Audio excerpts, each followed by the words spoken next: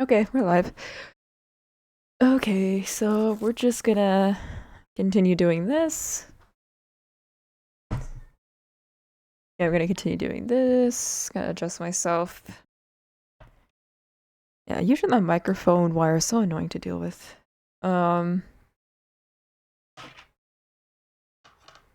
See if the model works. It looks kind of static. I was hoping the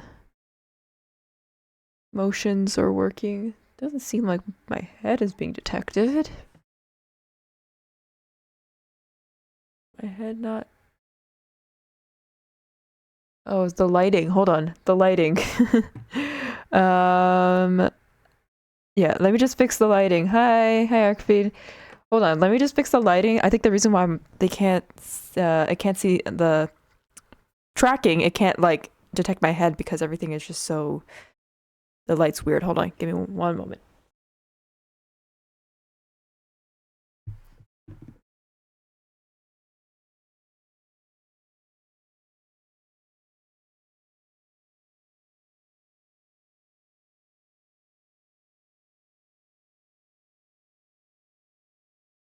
Okay, this should be better.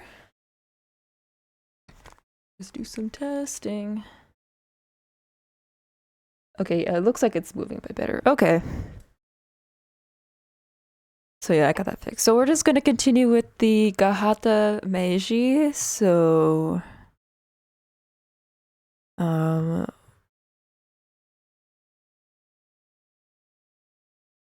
okay, yeah, I'm just checking it to see. I might do the neck fix, do some neck fixing. But let me just turn off the lines, what it was called, the guidelines or whatever, and the draft pretty much. And I'm just gonna kind of spruce everything up a little bit. This is just a sketch, so it's not supposed to be like official, like gorgeous. If it was a full illustration, I would be doing this on stream for like a month, but just some areas, maybe just to close them up a bit so selecting is not a nightmare, and just kind of look at areas that might need more attention, but not too much. Sometimes with like line art and stuff, like if it's way too black and like out there, it's kind of hard to color because the line art is just so in the way of everything. But it seems like it's pretty okay. I was actually kind of scared when I was gonna come back to this. You got new headphones, so that's cool. Are they like Auto-Technias or something? Is my okay? Yeah, my Spotify's working. I also make sure to check that my Spotify got the I turned the thing off so that when it turns into a VOD, like the music doesn't play. That's what happened to the last VOD. So they are indeed Auto-Technia MX30s. Okay, yeah, my sister uses them because that's like her profession. So she has Auto-Technias. Yeah, not like Soundheisers or whatever, just Auto-Technia. But because she's a professional in that field, so it's like a necessary thing that she has to use. That's pretty cool. Yeah, I kind of like how that looks.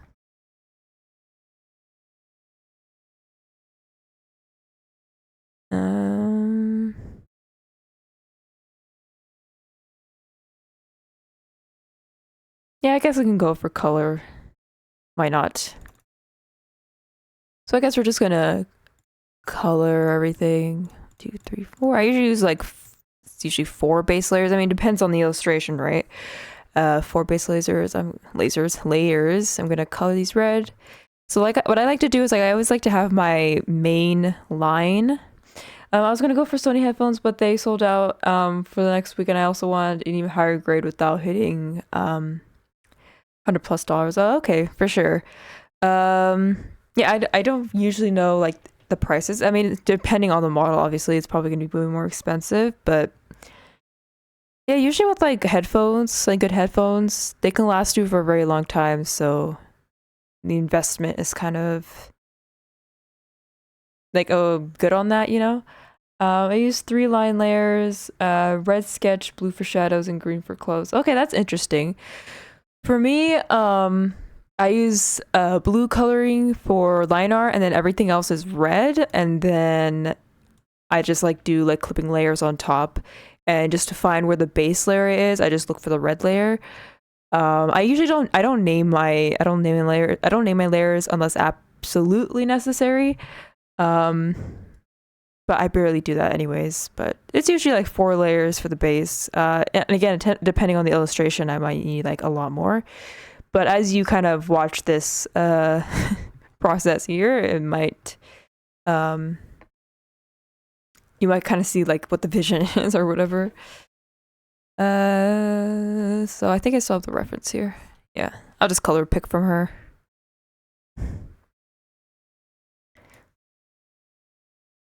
She has like a lot of like pink hues to her, very cool toned. So also I am kind of looking at this. I have like not a lot of room for my mouse either, and I'm just like I'm trying so hard to like use it because the wires like they poke out a lot. Like my headphone wires and my microphone wire, like it pokes out a lot. I name mine and put them in folders. But I don't name every single one. Yeah, I put my layers in folders too. I think for me, when I put my layers in a folder, it's like if I have like multiple different characters. When it's usually one subject, I don't usually use layers. The only time folders. The only time I use a folder if I want to do the selection on the entire object, and I put it in a folder. Yeah, but it's usually just like depends. Did I choose the wrong? Okay, let's just see if this selects. If I closed all the layers. I probably didn't. Yeah, I probably did. Yeah, didn't do that. Okay, I was actually gonna check this eye because it's looking a little bit high.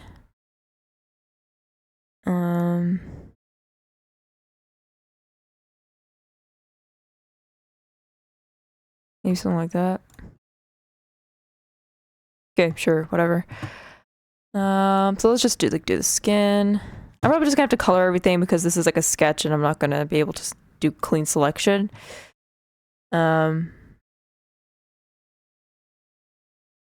I usually just use, oh, not here. Where are my pens? Here. I usually just use a regular schmegular G pen to color everything in. I'm not really particular. Do I have any markers? Because I always wanted to try doing like a marker technique. I always end up like downloading brushes that I like never use. I have the Mark Brunette brushes. Does he have a marker brush? No, he's more like painterly. He doesn't have like a lot of marker-esque brush. But I do use a Mark Brunette brush like in majority of my drawings. No. Because I kind of wanted to try using markers.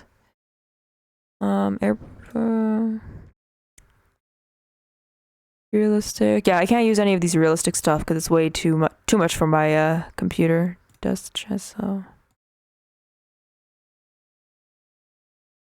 yeah, it's kind of like all over the place. I don't think the pencil tool. Pastels, pencil. Not these. Not spray. I guess I don't have any. I think I've like downloaded them. I just didn't like install them on the thing. So I'll just color it in the G pen. Or before I do that, put a gray base so I know exactly where everything is going. Oops, that's black. Because she is very on the cool tone ends here, so wait for that to load.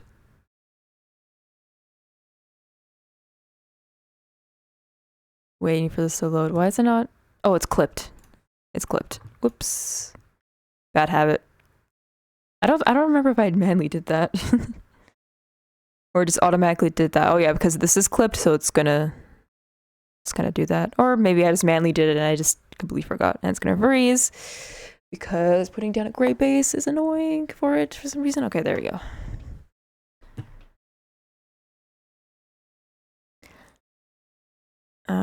Color pick. For here, when I go here, I don't have to manually go to the picker, the color picker. Where is it?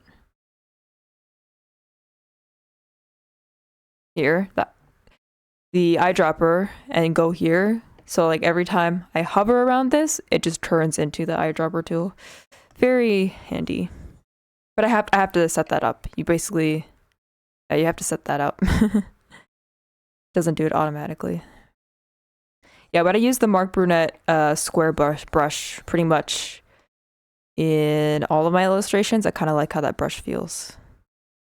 And it was free, so. Just gonna messily put this in. Or just be as neat as possible. But if things are kind of weird, who cares? That's too much. Actually, no, because there's hair there. I could just go like that. So that's pretty much all the skin. I think the hair is gonna be, so... I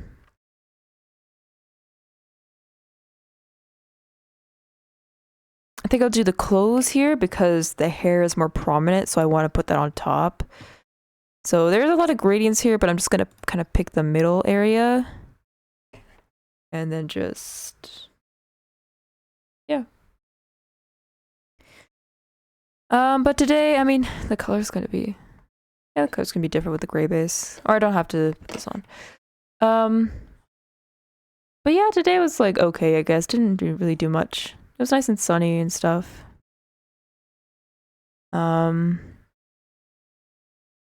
Yeah.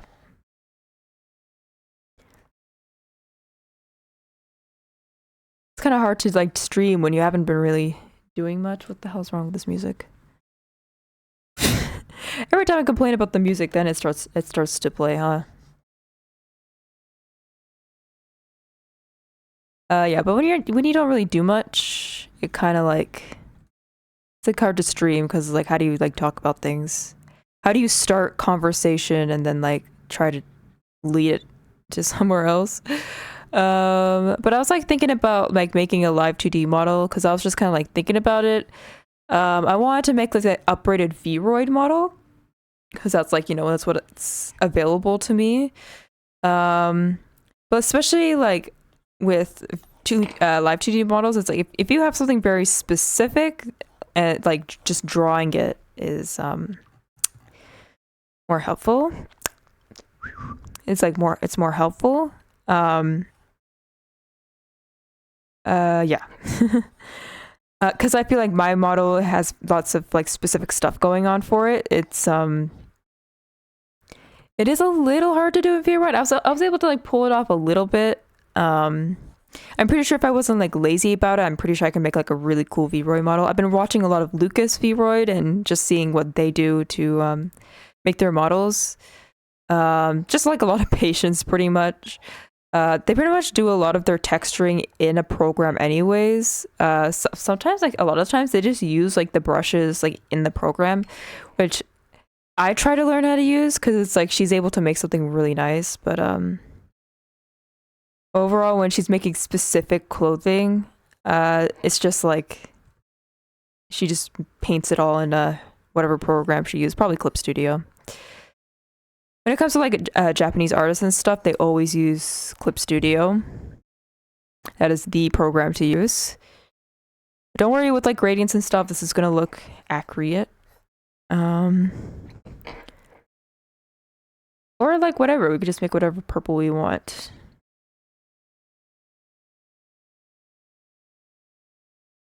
Then yeah.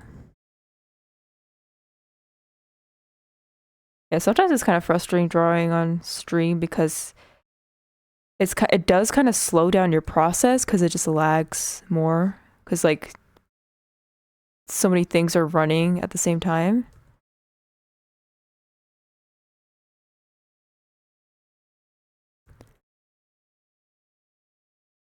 I think that's all the clothing. Oh, this right here.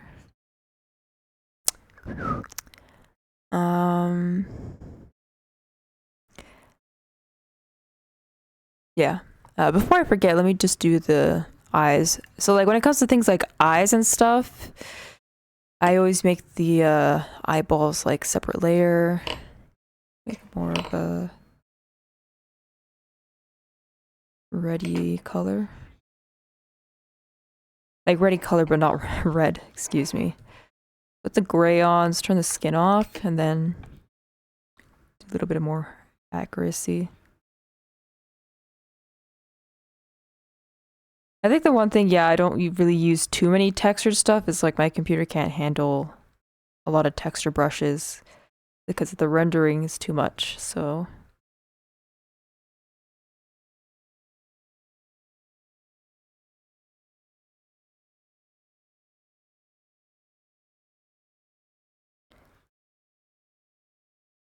My favorite thing in Clip Studio though is like the transparency. Yeah, texture brushes are annoying in that aspect, yeah, for sure. And sometimes like they're really cool and stuff and you really want to use them, but you just can't. I think I'll do, so I'm gonna do another layer and then do one for the clothes here. Yeah, it's really hard when this is so airbrushed and gradient. You don't really know what the real color is, especially since it's all covered here, so you assume that's like all shadow. I think the real color is like this one over here. Yeah, but we'll fix it. We'll fix it in post. We'll fix it in post. Yeah, the colors are drastic.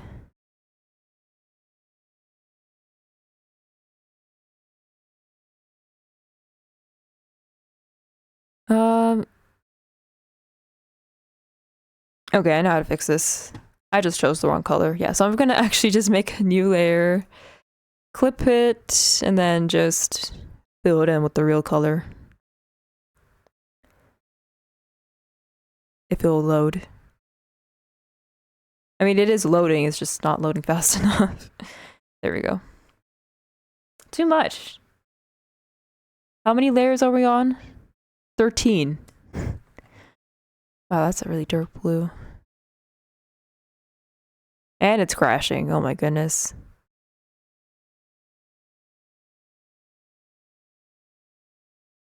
What was I saying?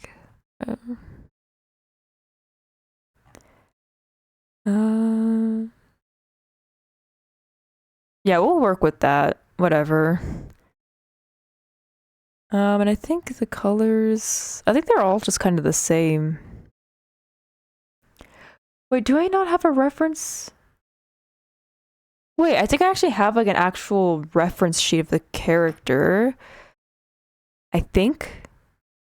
But I'm just gonna BRB so you guys are not looking at my stuff. I'm gonna look through my files actually.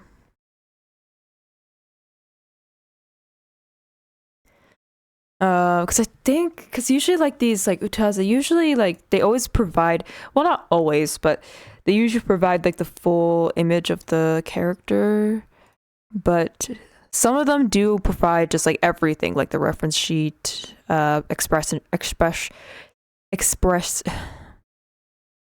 facial stuff. I think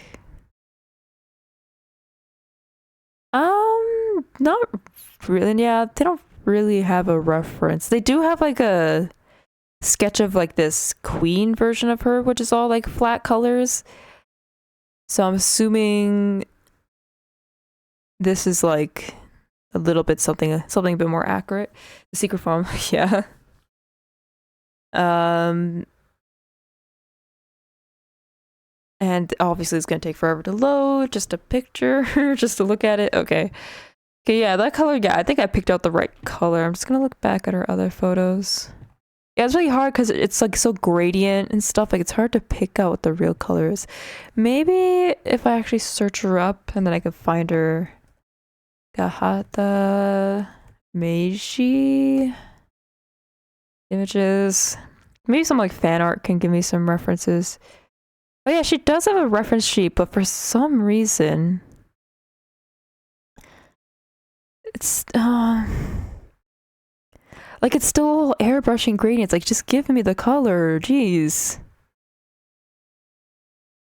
I mean, I'm looking at fan art now, and there like seems to be people are just kind of guessing too. A lot of people are using like a mauve kind of color.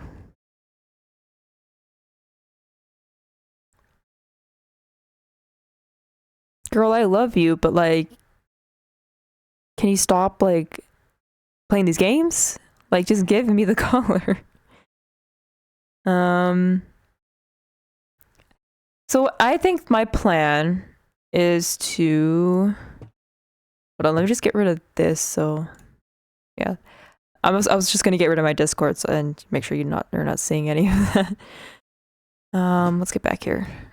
Back here. I think I'm just gonna stick with just like mauve colors because that seems like what everyone else is doing.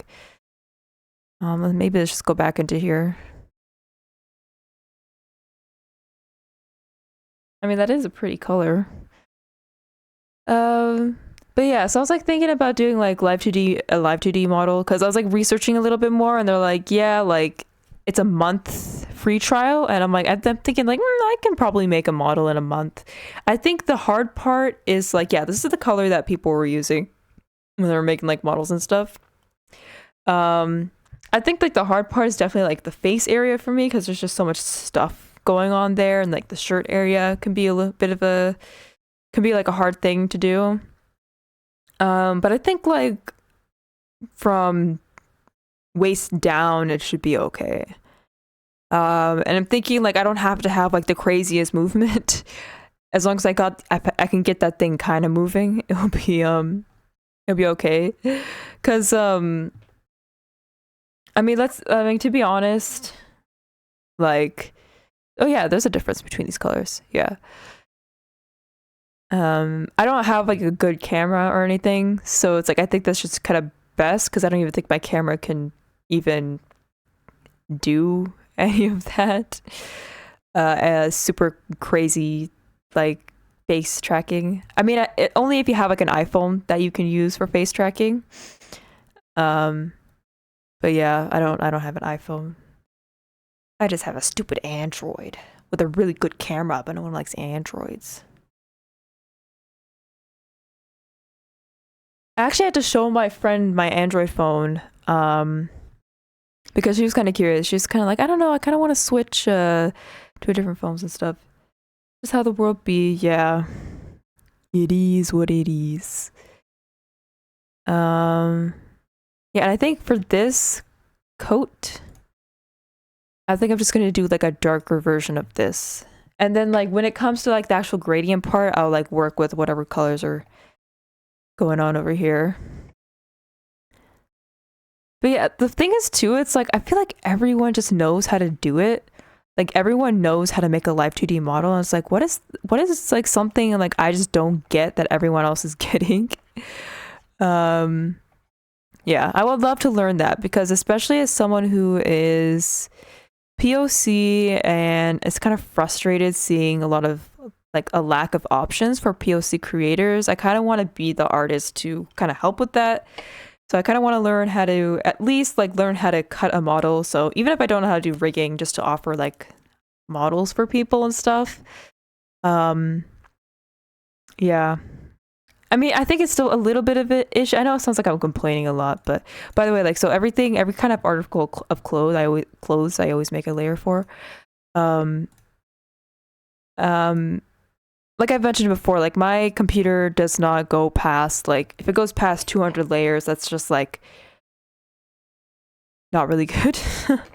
And it just like stops working and stuff. So I'm like, I don't even know if I can make live 2D models because I don't have the facilities for that. So I would love to have a job, you know? I'd love to have a job so I can afford good computers and make better art and stuff. I'm actually kind of curious though. Maybe like investing in like a display tablet could be better. Instead of relying on a computer to like help with the art stuff, to just maybe like a display tablet is much cheaper. Maybe I have to do some like research on that.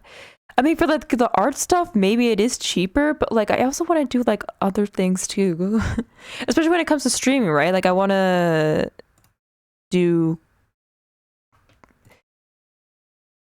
things, right? Like you know how bad I want to play Armored Core 6. I've seen so many clips of people playing Armored Core 6. For art only, yeah, but of course the tablet costs less, yeah. I'm gonna put this tie a little lower. I lied. I'm gonna put it up here.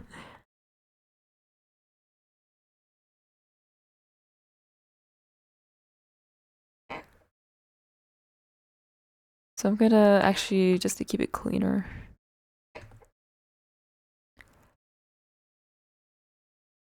Yeah, but like, especially if you're like an art YouTuber, like so many of these art YouTubers, it's like good for them. It's like they get sent so many of these things of like art things that like companies send them. It's like, oh, like review it. So it's like they just have like a life supply of all these tablets that people are sending them and stuff. I was like, oh, I wish that was me. I could really use like a expensive ass antique. I mean, I'm not a Wacom person. I would prefer Huion, but I would take it. I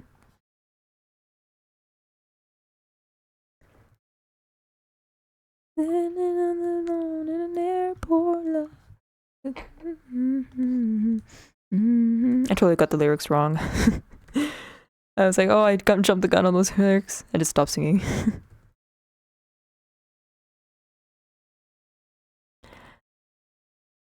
Yeah, I'm not even gonna do the detailing on here. Whatever. I just want to kind of like color, you know?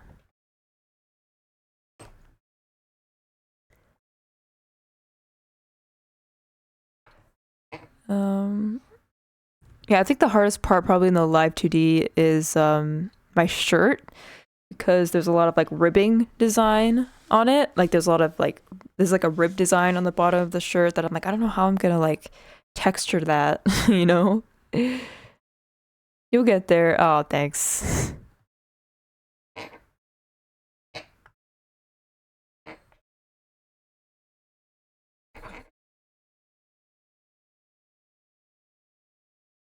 She's messy, but it's okay. That's the whole point is to have fun with this. Okay, so we kind of got that there. Okay, so upmost top layer is the hair. She has beautiful hair. Is this very light? Yeah, I'm gonna have to bring back the gray layer.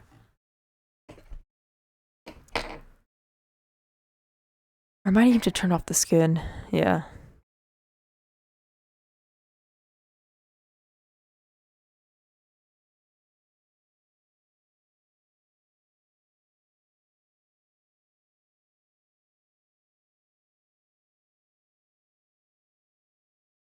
Yeah, because I heard a lot of like VTubers or people who want to kind of be part of that, like can't really get a lot of models because a lot of artists don't really want to draw POC models. Part of it is just kind of like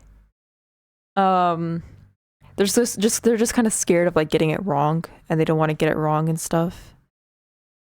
Yeah.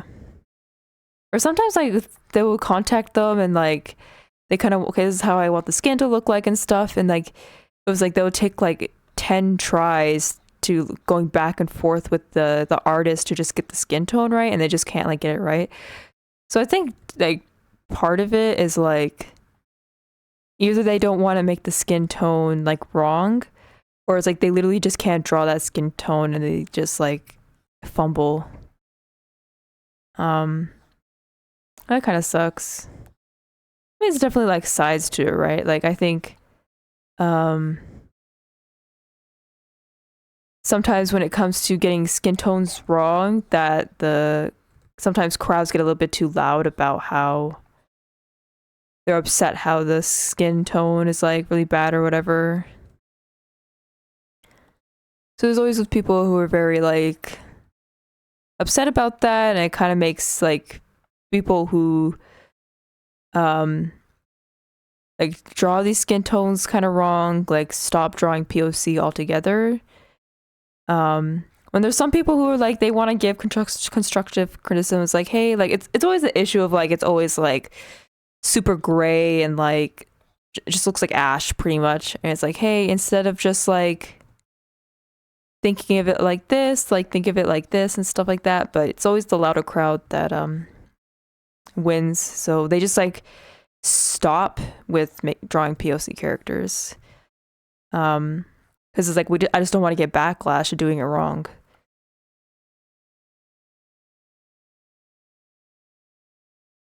So what am I saying? I don't get these things wrong. Y'all can call me for it.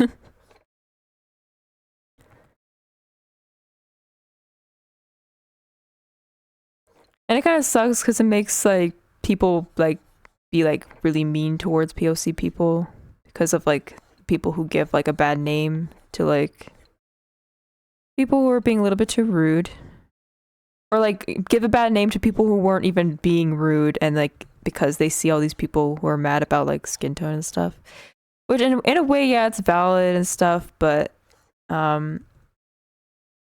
if the intention wasn't them trying to be racist and they were like they genuinely wanted to draw a POC character, then yeah. Because sometimes, like, honestly, like I totally get like how the whole solution to like get better at drawing POC is like sometimes it's like, yeah, you just like color pick the skin, so it's like we don't really get how you can like mess that up kind of thing.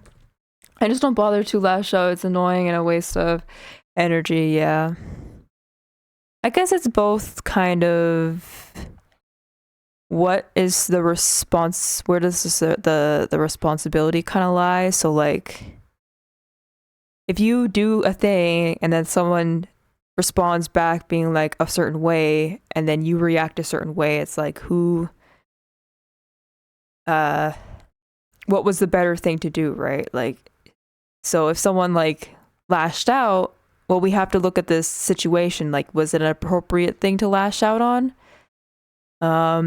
Maybe in this context, maybe not, right? And then how you react back to that kind of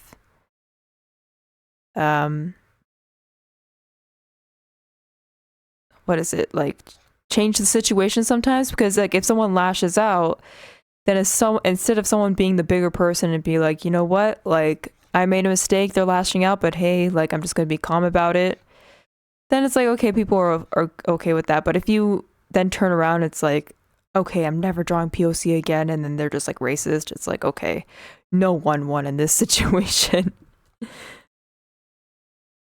Both of you are bad people. I guess I totally get when it comes to like race and stuff that people are a little bit sensitive to it, so I think you have to kind of go and being like, you know, it's a like, I don't want to say touchy subject because we should be talking about it and stuff, but in my brain it's like, okay, I get it sometimes. I mean, obviously if it's like the person is being like drawing POC and being racist about it, it's like, yeah, sure, like yell at him all you guys want, it's valid. Yeah, I've like, because like I personally seen artists who like maybe whitewashed a character and then completely react back like as worse as maybe some of the people. Yeah, so it's kind of it's I think it's just situationally, it's like you kind of have to see what's going on.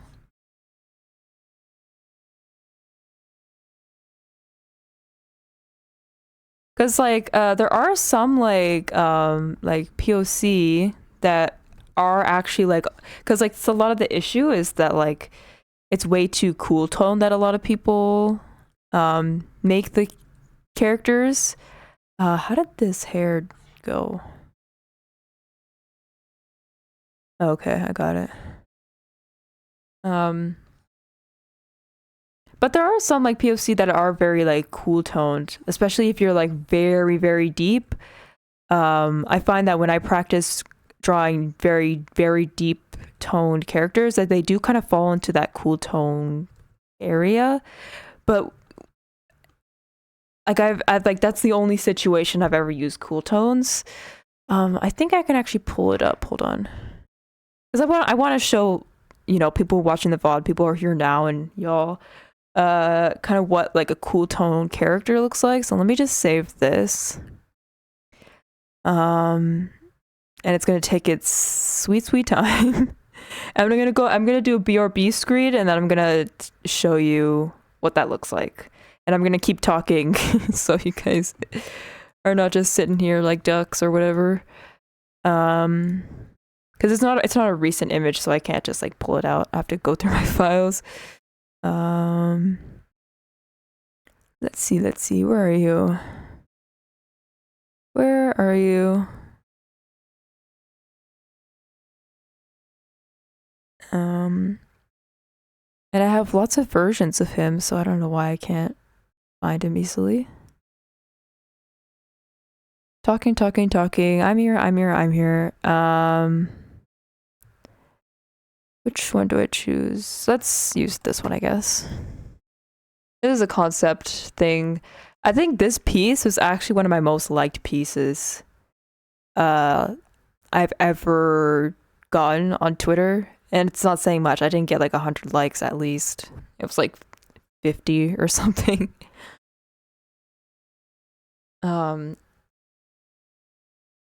It's loading right now. It was crashing for a bit, it's loading right now.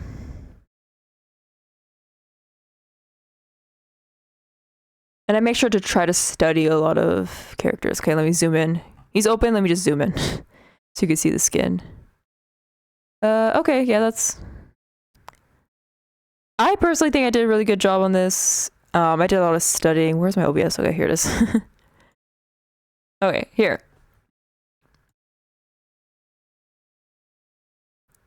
So this is like a big study because I'd never really drawn like characters like that, but he falls into the more like cool tone. And I think when studying POC characters, it's like this is the only skin that I've done where it was on that cool tone side. So it just really depends. Like it also depends on environment too, like the way that certain colors might reflect off, but it doesn't like reflect off that dramatically sometimes.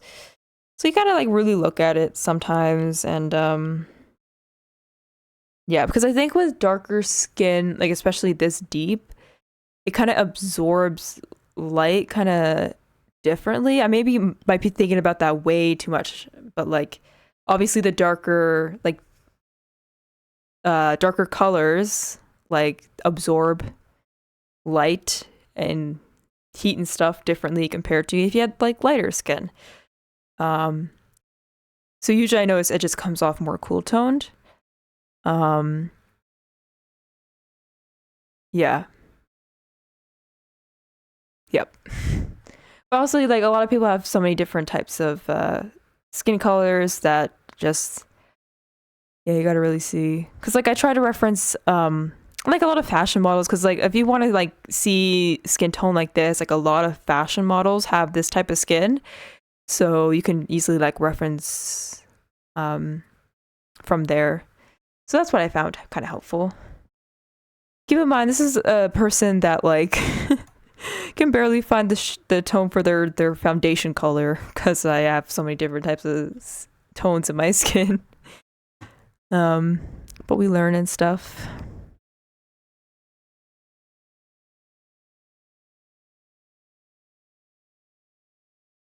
So we're just gonna continue with the hair here.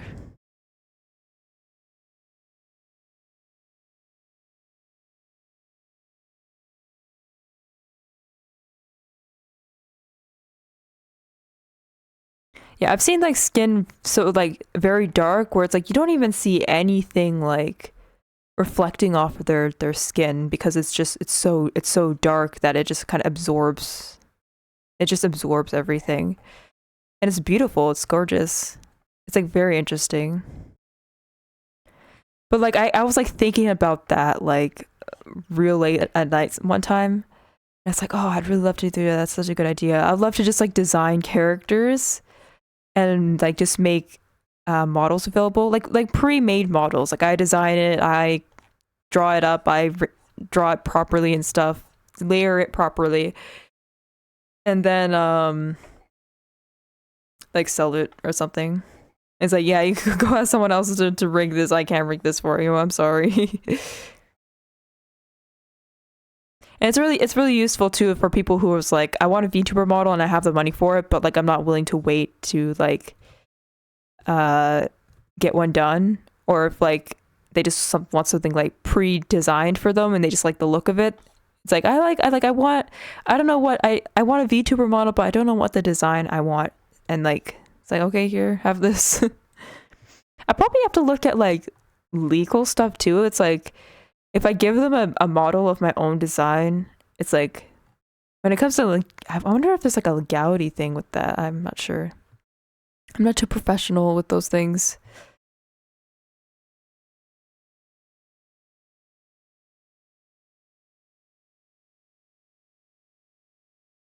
I guess like my tip is like if when you're drawing POC, just like maybe like by instinct just go a little darker than you think. Because honestly, that's what I think when I'm picking out foundation colors. It's like I think this is my color here, but for safety, I'm just gonna go a shade darker because I'm gonna put like highlight on. I'm gonna put like powder on, which is gonna like lighten up the foundation a bit. So then it will actually turn into my actual skin color. So that's how I think of skin color. This needs more coloring here. So that's my art lesson for today.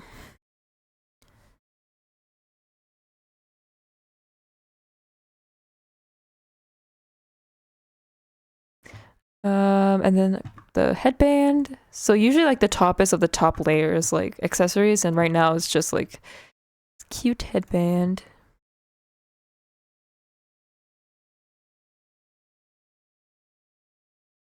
And this is kind of, the gray's kind of messing with it, so. I was kind of looking at this like sketch when I like opened it up, and I really liked how the head is very like oval.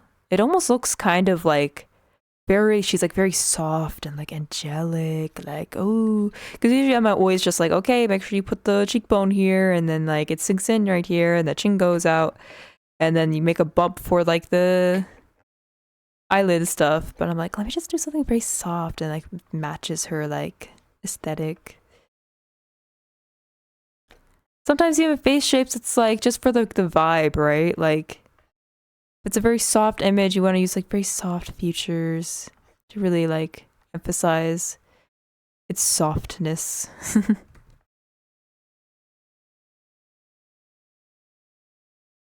And then for the brows, where's the hair layer? Here's the hair layer. The brows, I like to, well, maybe just for this, I'll do a separate layer for safety and just do something darker than the actual, slightly darker than the actual skin tone. I think her actual brows kind of just matched her hair, but I don't want to do that. Maybe I'll fix it up in post, but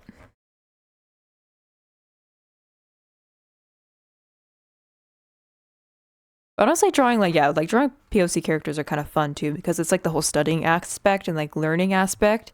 That's very satisfying. And also I have to think about the lighting. I don't know how I want to do the lighting. I'll figure it out. So these are the eyeballs. I'm gonna should I do a clip layer? I should just do a separate layer.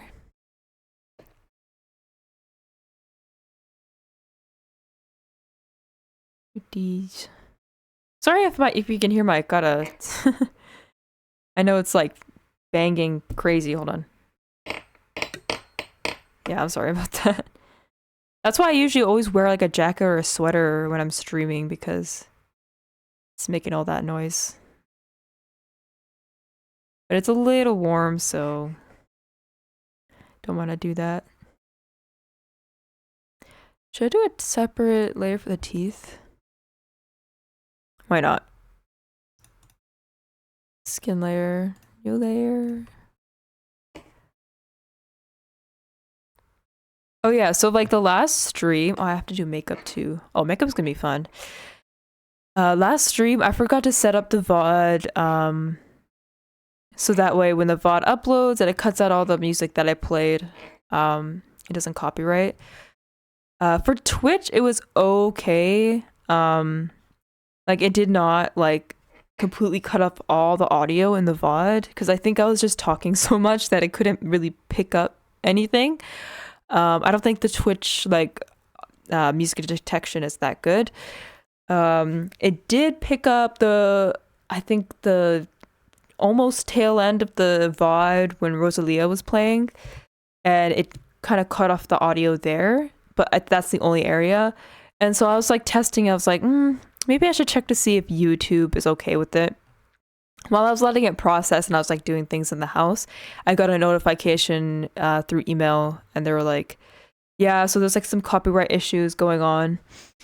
And so I went and checked to see like what songs, and it's like it seemed like every song that played on that stream was completely copyrighted.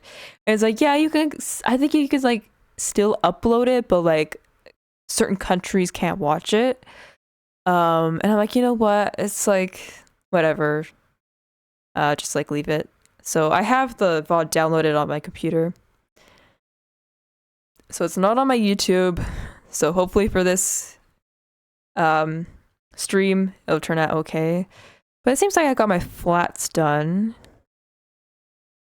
So usually it depends on how I feel, but like how I approach doing base colors, it usually depends, because sometimes I used to like just go in with gradient. But then I feel like I just kind of want to go in with painting. So maybe we'll just do like gradient end, but we'll see. So let's just start doing the skin stuff. So even though she's a little cool tone, they did like try to warm her face up a little. So I'll just kind of keep her on the side here.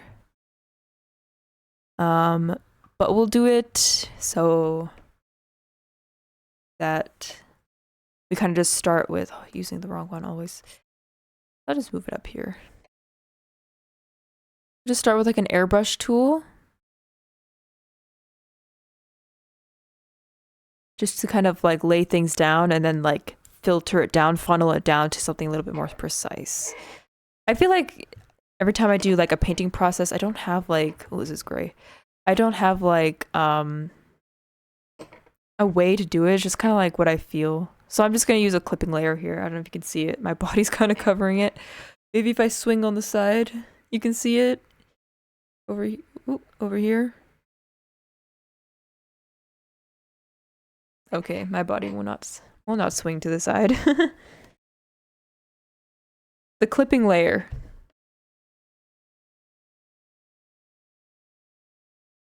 Oh, did you not see anything that I did for the last, what, 10 minutes? How long you been gone? The clipping layer. Arcfiend, the clipping layer. What did you miss? Oh my goodness. What was I talking about? You don't use clipping layers? That's like painting 101. That's like digital painting 101, my guy. You lasso? Okay. Painting lessons with Yana 101. Let's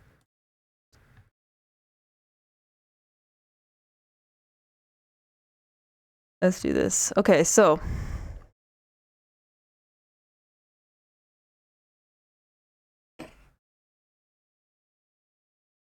let me get a pen here. I hate using pens because they're always so bad to. I hate doing pens. Okay.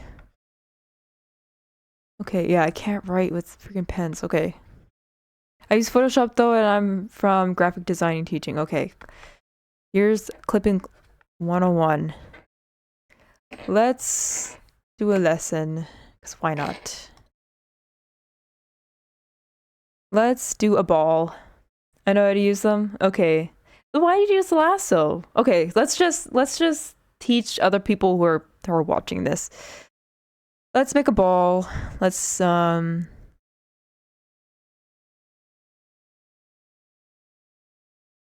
it in. I can't even find anything.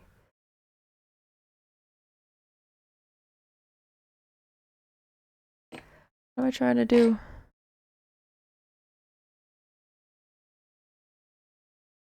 Oh, I'm doing this. Okay. It's a method to my madness. Okay. I'm gonna disagree that to just lasso everything, and that there's more you can do with the lassos. Okay. But let's just do this for like a lesson for people who are watching this. Okay, so you have your base, right? This is your base color. Let's pretend this is like a face, but like we're just gonna do a ball, right? And you're like, man, I wish there was a way I can shade this. And I want to shade this, let's just say darker, obviously, without having to do this. And like, oh my god, I'm so bad at keeping it together and just like erasing it. Because that's bad. And let's just give them the benefit of the doubt that they're using layers, so... oh my god, I'm so bad at shading, it's so messy and I hate how it's doing this. So what you do is when you make a new layer, new plain layer, I don't know if you can see it, my ears are kind of covering everything. Make a layer, and then you clip it. So a lot of different programs, they have their own way of like what clipping looks like. It just kind of looks like this, where it's like a square dot thing and a thing. You use an ellipse marquee tool though to make the circle. You know what I mean. You know what I mean. Do you want me to make a whole ass face for you? Which I already, which is already a selection, so it's lassos. And we're learning about clipping layers, ArcThemed. We're learning about clipping layers. I'm using this as an example, okay? Clipping layer. So you click this, and it's gonna do this. And part of me is thinking that you're lying, ArcTheme, because when I said clipping layer, you had no idea what I was talking about, and all of a sudden you know how to use them. So make it make sense. Make it make sense. Okay, clipping layer. So what's gonna happen? I like to use let's say a lot of people like using the airbrush for shading. So it's like, okay, here's the ball. Here is the shading on the bottom of it. Notice how nothing is spilling out. Everything is clean. It's just following the pixels, right? To a T. It's following the pixels to a T. Very clean, very fast, right? And it's like, oh, I want to put highlight. But I want to do it on a new... I said clipping layer and you said the what? I was talking about clipping layers and you said the what? So like... what else was it? This is a lesson for other viewers, but what else was it? Oh, because I was drawing mid-sentence. Okay. But I'm going to teach you why you're wrong about lasso. You got the shading. And then, oh, I want to put the freaking light on it. So I'm going to make a new layer. And I'm waiting until this thing shows up. Okay, and then I'm going to clip on top of that. So everything you clip, pretty much, see, this is why I put it on red. So like everything you clip, pretty much, it's always referencing... how are you going to use stacked selections? Okay, hear me out. Everything that you clip is always going to affect the raster layer here, which is the base layer I like to call it, but it's the raster layer. The raster layer is just a fancy term for like a basic layer. And let's do the glow dodge. So that way it's like shiny. So I want to do it on a separate layer, and like, let's do an actual lighter color so it shows up. There, it's like a light. Now it's like a ball, right? So that's how you use clipping layers, right? So look, it's a very pretty Pixar ball, right? And then you can just like keep doing it, right? You can just keep doing it, but just keep in mind that it's only going to affect the base layer under here, and it's not going to affect any of the clipped layers. So if you're like, oh, I want to clip this, you don't make a clipping layer on top of that.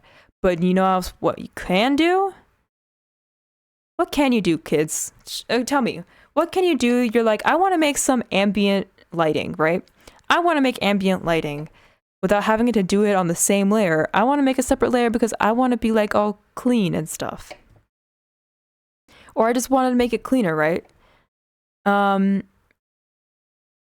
Because if you want to just do this, the shading right here, and you just want to color within this shading, then you can't just like say you want to do a green shading for like green ambient light and just do this, because it's just going to go over like that. And that doesn't make sense. Clipping masks are used for textures or pictures and picture selections for me, and photographers learn from it. I'm not talking about clipping masks, I'm talking about layers. Do you mean layer masks? Or is it in Photoshop it's like completely it's completely different? Because we're talking about Clip Studio.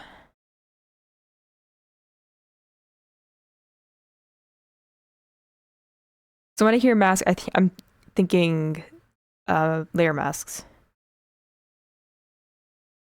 I know I use Photoshop, but no, I'm asking you the question, like, do you mean layer masks? Or mask layers?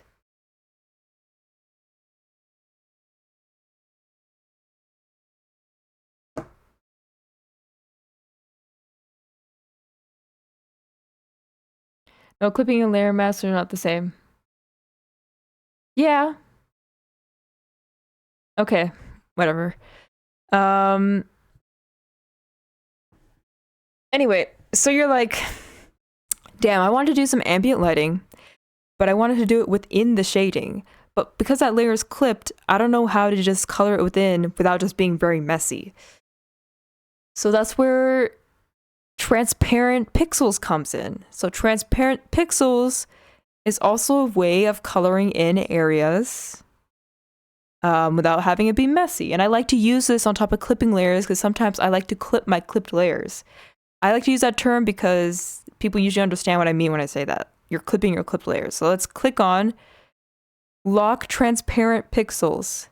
It's going to be this little thing here where it's like a little transparent bar thing, and then there's going to be like a little lock here, lock picture. So you're going to click on that. And now you're coloring your shaded area. It's not spilling out. It's not doing some weirdy thing. It's just coloring within that shade that you just made, which is cool because airbrush is obviously, it's very textured, so it's taking in all those pixels in consideration. So it's very awesome to use that when you want to do ambient lighting. Example, let's say the ball has like a green floor. Let's amp these visuals here. And that there's a green floor underneath your ball. So you can use locks pixels to make that ambient lighting easier. Awesome. And what's awesome about that is like when you turn off the thing, it doesn't like spill out, because when you unclip a clipped layer, then it's going to get messed up because you unclipped it. Like as you see here, and then you clip it back and it's going to stay into that base layer. But when you turn the locks pixels on and on, doesn't affect it, but the green still sticks there. So yeah. And then you can be like, oh, I want to change the color, and you could change the color. This, in a way, for me, is like the easiest way to kind of keep things clean without being too complicated about it, because especially for beginners, it's like just even understanding clipped layers is like too much sometimes. But that's how you do a basic ball. That's how you shade it. For reference, I used the glow dodge layer to make the light. And then you just go from there. What else can I teach you? Oh, and in Clip Studio, a lot of people like wonder how I do it because they're kind of confused. How I use the like the texture option here. So if you can see here in the corner here where my colors are, like way down into the left corner here, there's like the two little swatches here. And there's like this transparent thing on the bottom. So how that works is, let's actually use something textured. So let's do something actually textured. What is this? No. Do I have any like washes or like paint? Pointillism. The hell's this? I think it's one of the new. Oh, this is a blending tool. Okay, let's use this dry gouache because that's a good example. Ooh, it's too big. Let's make a new layer. Plain ass layer. Okay, that brush is way too big.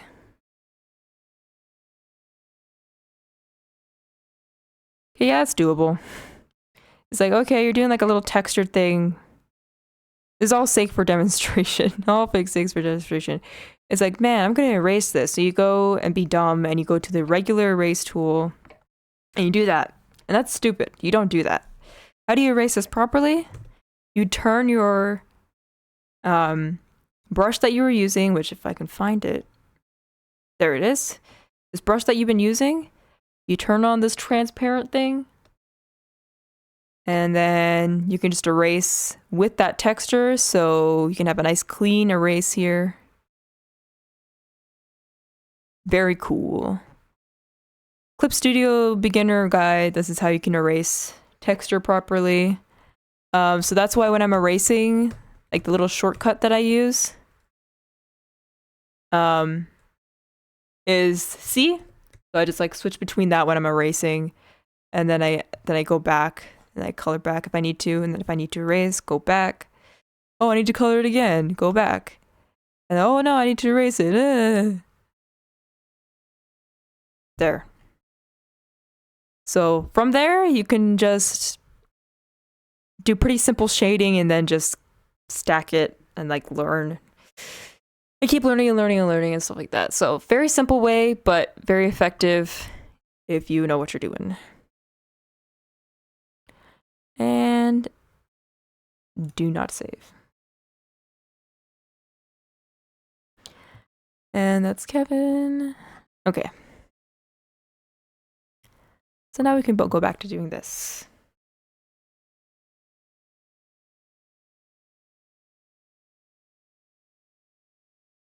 It's kind of a paler color.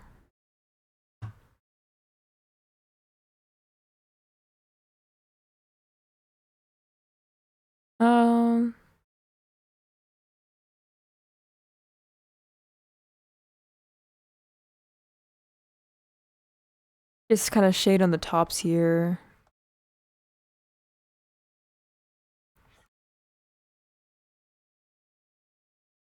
And just to make this effective, make the shading very simple so it's not like overly blended and like overly like, that's the one thing I think a lot of beginners do is like they just overblend, stack, and it's just like just simple, effective.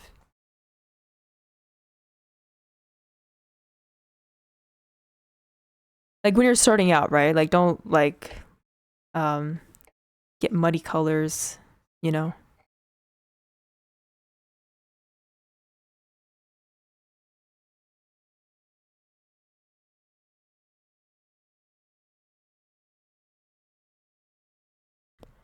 I think on the edge, I kind of want to do a little bit.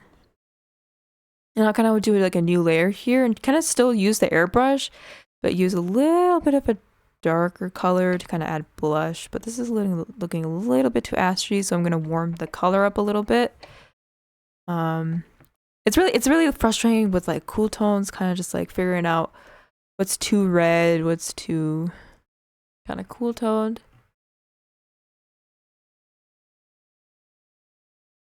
With the airbrush, just kind of soften things up.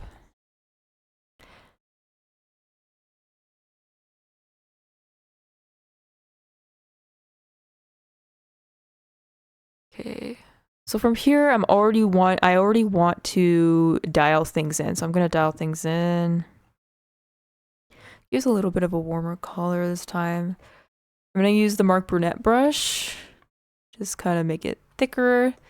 So I'm still kind of like diffusing it with using a thicker brush, but like it's not too like, it's not like this or whatever. So just still thinking up. I love the Mark Burnett legendary square brush. I use it for like everything.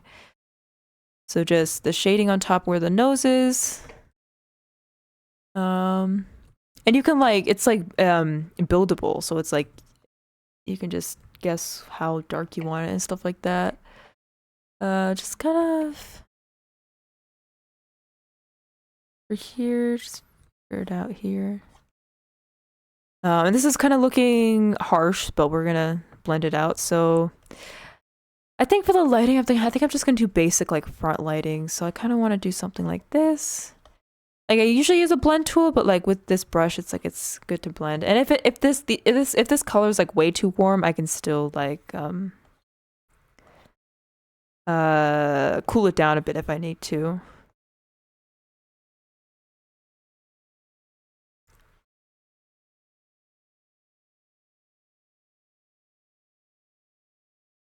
But I think today I was watching SpongeBob, and like Netflix, at least in Canada, has like the very recent seasons, and I hate it. It's just like it's way too like goofy, you know. I don't know. It's like they kind of are trying to appeal to like, okay, I think I'm going to cool this down a bit. So I'm gonna go to tonal correction and just cool this down a bit. But yeah, not saturation. Maybe make it more luminous. Okay, I kind of like that. Yeah, it's like they kind of are trying to appeal to like, I'm gonna color pick that. They're kind of trying to appeal to like the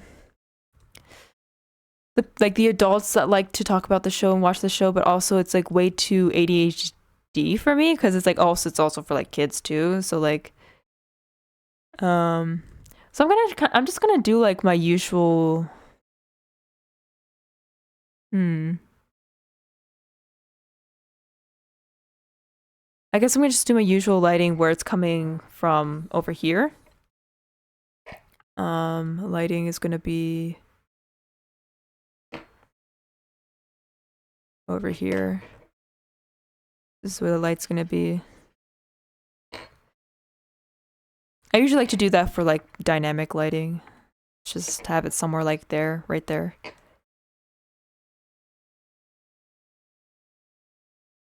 And so, yeah, I don't know. It was just like every time it was like something was going on the screen, I would look away for 10 seconds, something completely different that like I didn't even know like the plot was like evolving that way. Just happens. So I'm just gonna just like lightly put this in. Yeah.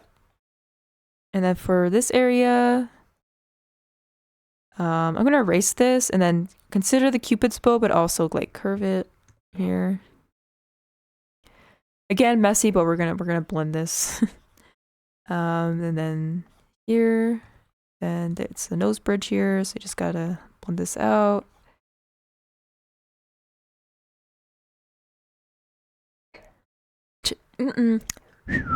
Excuse me. Just a little bit of lighting here. Obviously, there's gonna be shading here.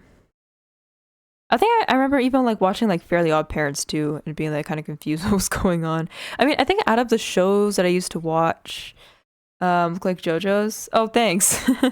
Is it because of the way that I'm painting, or is it like just how it looks? Which is like a compliment, of course. I haven't even put the makeup on, but thank you for coming by, Bun Bun, as usual. And then the shading here. So this is like the technique I like to do for dynamic lighting, is just to put the light like on the corner there, so I can just do some like fancy stuff over here. It's like, ooh, I look like I know what I'm doing. And in a way of blending, it's like I just like to go back and forth with the transparent brush and the shading. Okay. That's good.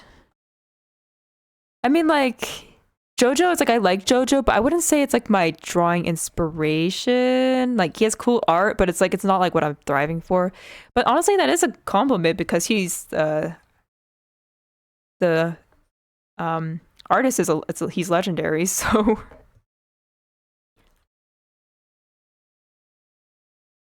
There's no hatching though. Yeah, no, I'm not a hatching person. I do not like that look. I mean, I think in certain mangas, yeah, it looks good, but like for my style, no.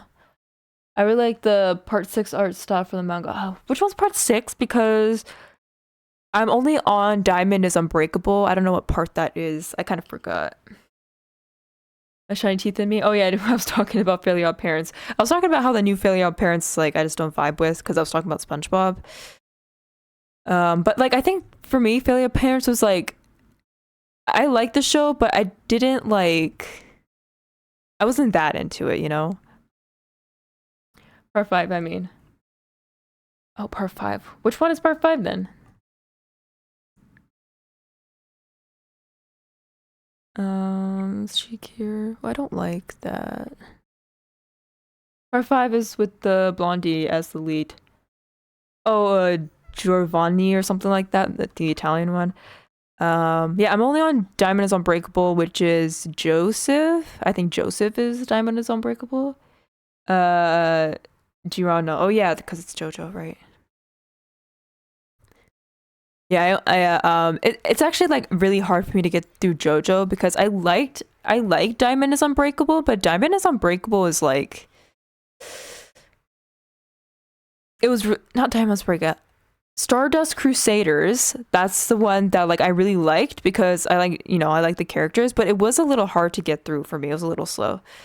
I just bought Rohan's spinoff just for the art. It just gets so good. I'm caught up. Yeah, I've seen Rohan a lot, and I like his character design and everything. I was like, okay, I have to really keep up because I kind of like him, you know. And then I'm gonna do some shading here on the nose, and then under the nose too for dimension. So you just keep the I just like to keep the I'm caught up, and part 4 is immense art and aesthetic wise. Yeah, JoJo's Bizarre Dollar Adventure definitely deserved its Gucci collabs. I like Stone Ocean in season 2. Yeah, because like the reason why I'm like trying to keep up with it is because of Stone Ocean. I like the look of Stone Ocean, but yeah, I got like every time I talk about like anime and stuff, like I have to like stopped watching a lot of it. So you can see the lighting is pretty simple. Just keep it as bare minimum as possible, kind of really straightforward. And then I'm just gonna do another layer to add some more depth and stuff. So I'm gonna use some reddish tones just to add some more like blush to her, or some like flush. It's too. Am I too muddy? Yeah.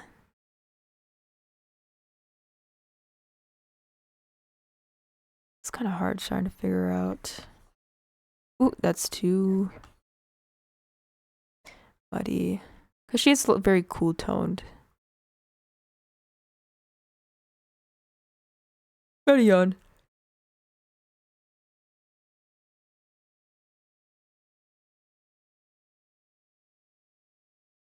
Actually, I might just go for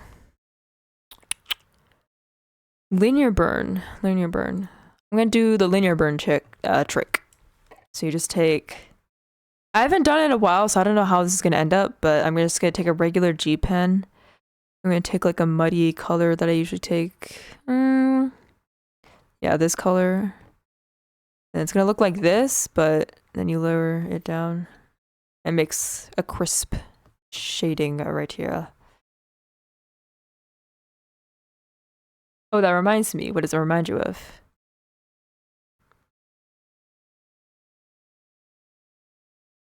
Yeah, kind of like that. Linear burn layer trick does its thing.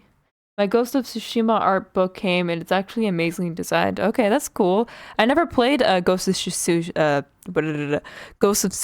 so yeah. That's probably really cool though. And I'm just gonna do very simple, especially with the layer linear burn layer. I try to be kind of simple with it.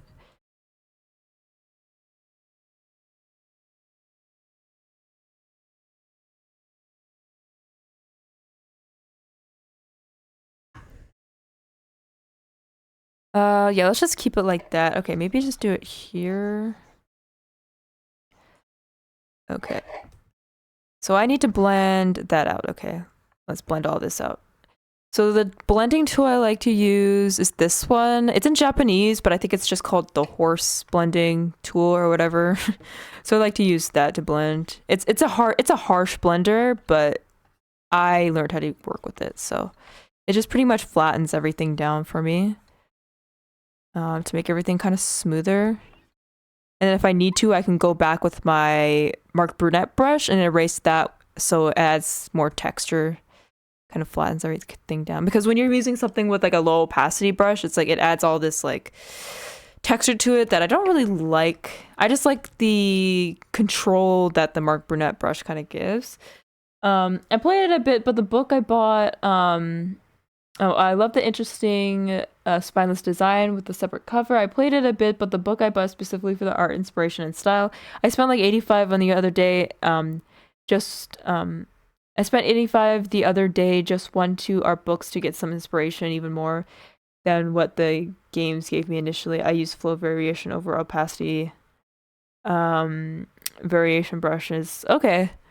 Yeah, I think for me, it's like the Mark Brunette brush, like the opacity, like the way that it just like flows and the way that it's shaped, it fits a little bit better with my hand. And so when I need to flatten everything out, I use my horse brush. See right now the eye bags under there, it's like that's cute, but I think I can lessen that. So I'll just go back to my Mark Brunette, turn it transparent, and then just like erase from there. And because it's soft, it's not like a harsh erase here.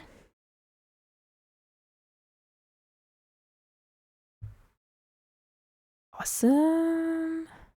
Yeah, she's just so cool toned. It's hard to like figure it out. And you can see from like the linear burn layer here, it kind of made a little bit of a difference with the shading.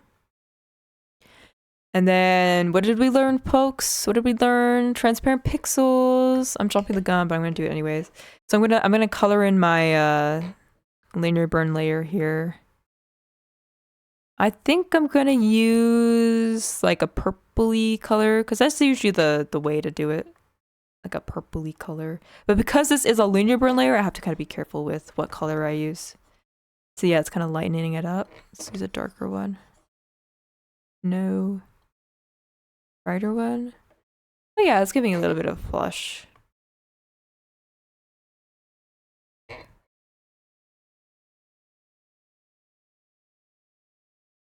I hate the very clear overlap in low opacity brushes. Most of the time I use a brush called Ink, which is very much like a soft tip ink pen. Actually, the styling reminds me more of Tokyo Ghoul flats over the JoJo Bizarre Adventure pieces. It's a lot softer and overall brighter overall. Ooh, brighter overall. Yeah. Because a lot of like manga artists, they use like Copics and markers to draw all their shit. So, yeah. Correct. Yeah, it's a little frustrating with the linear burn because it's on a linear burn layer here. JoJo's Bizarre Adventure has more heavy line variation and high saturation. Yes, of course. That's why I don't really use him as an inspiration because it's just like not my vibe. Actually, speaking of reference, let me actually reference my old art because I could use that right now. Where is... Okay, here.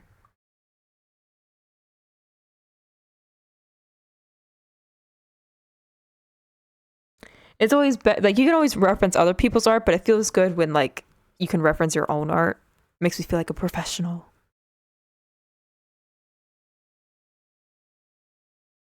I replicated the part of Four Styles for Valorant Yoru art piece, but I don't like the process of using JoJo's Bizarre Adventure. Yeah. Very line heavy, very strong. So I'm gonna reference my own art. See what's kind of missing here. Okay, I know what's missing.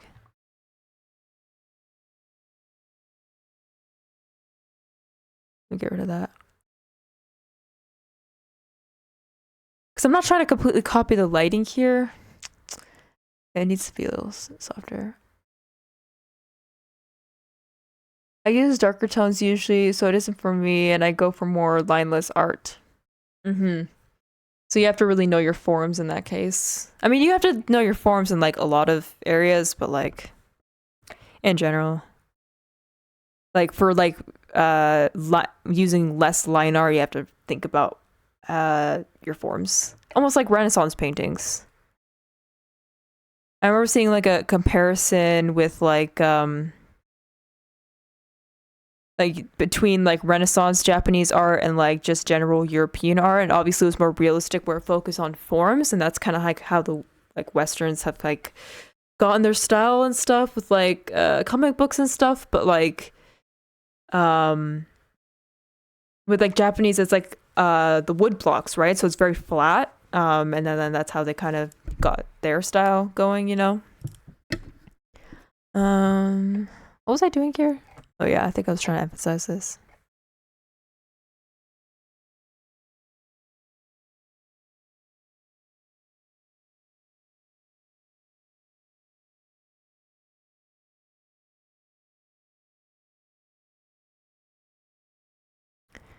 Yeah, but usually it's like when with art, like you have to learn it like very simply before you can like just thinking you're like the next Da Vinci or whatever. You gotta like learn very simple, because it like it takes like a lot of people don't really think about it, but it takes a lot of like practice to like kind of shade things in like 3 steps pretty much.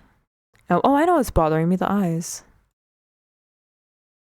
The eyes are so vacant.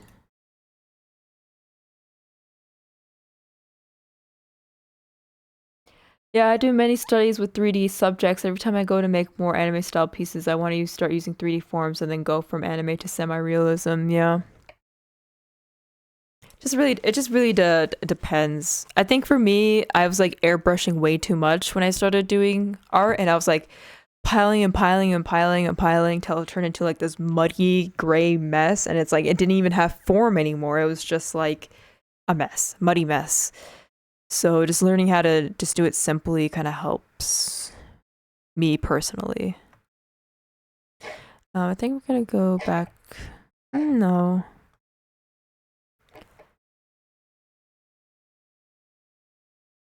Simplification comes from understanding the higher form, so it is for sure a pain to do more complex flat pieces, yeah.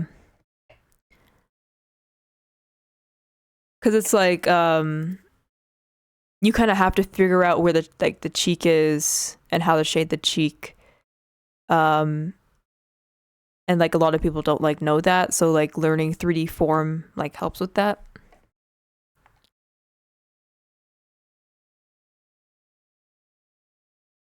Oh, it's too gray. That's too bright.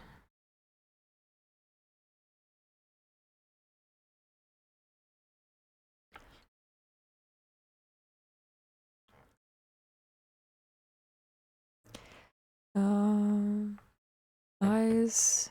Yeah, let me just get this out of the way so I'm not like looking at it and thinking about it all the time.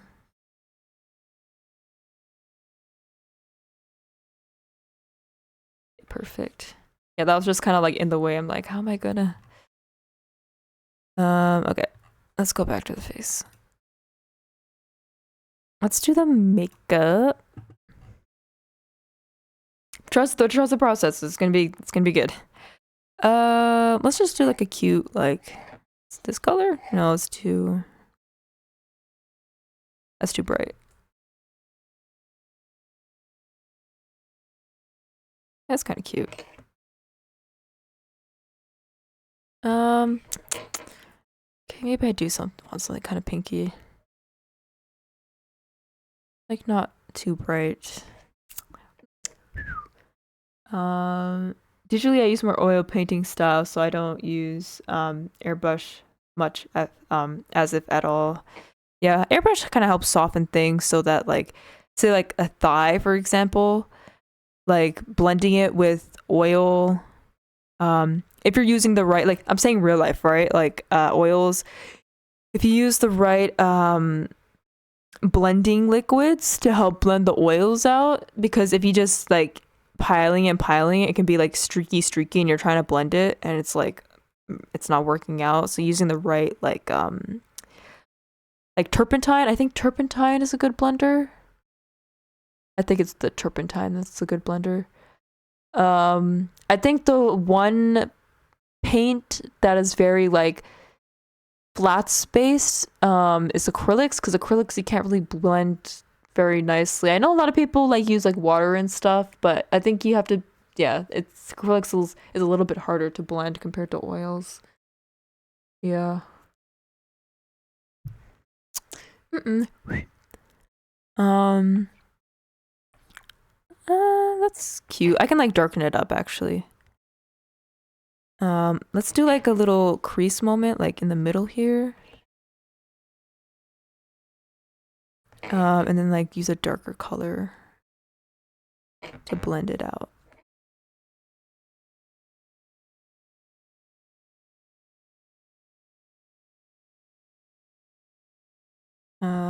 I think this airbrush, make it a little smaller. So I'm doing this like if I were doing my makeup in real life.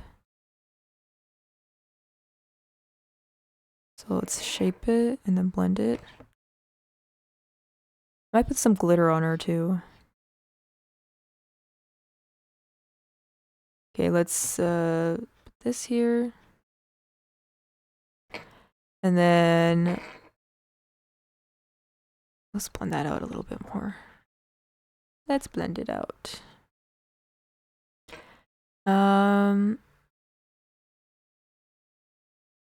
Let's erase this area here.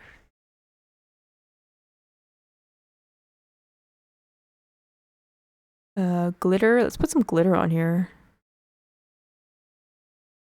There is like brushes that you can use. I like the tone scraping brush for glitter. I think that's a good option, depending on the sizing. And I'm gonna use the Glow Dodge here to get a little brighter. Okay, cute. Cause she's all like ethereal and shit. Let's add some more texture. So let's add some like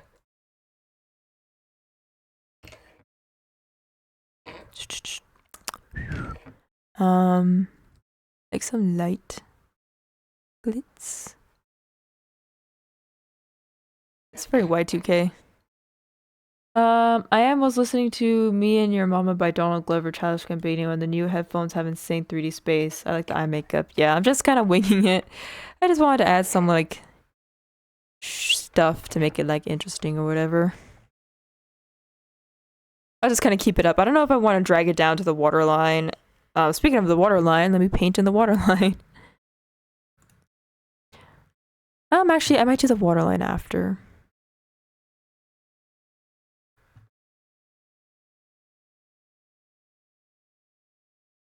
What was I doing?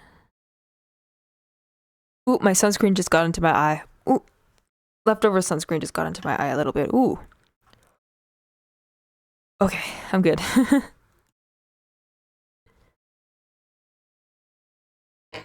No, I do not wear my sunscreen at night. There's some insane people that do that because like they don't want to have to wake up and then the sun is hitting them. They don't want no second of sun hitting their face whatsoever. It's kind of insane. Well, it's a nice pinky color. Oh, it's very like Y2K. Like it's very like pinky and like fairy-like. It's very cute. Use like a light like Dior blush. Let's do a Dior blush. Very pink. Very cool tone.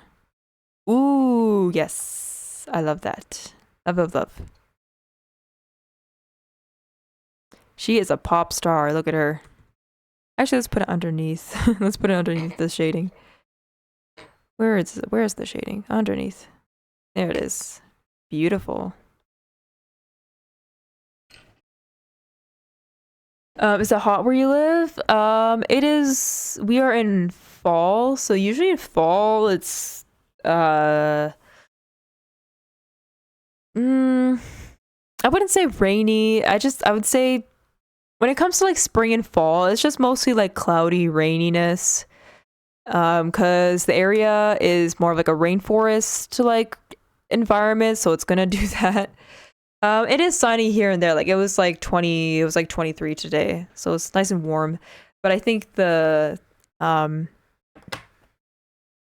weather is gonna be kind of raining all week. It's okay. It's gonna be like raining for like 3 days, and then like okay weather, like in 20 degrees Celsius, mind you, um, throughout. So it's like normal weather.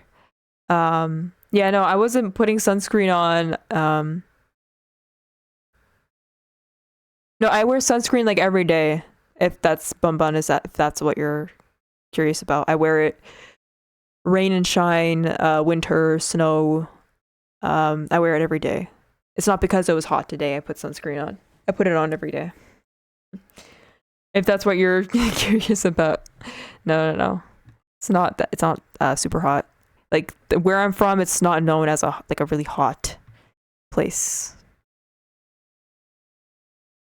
I just didn't clean my face before I streamed, which I normally don't do.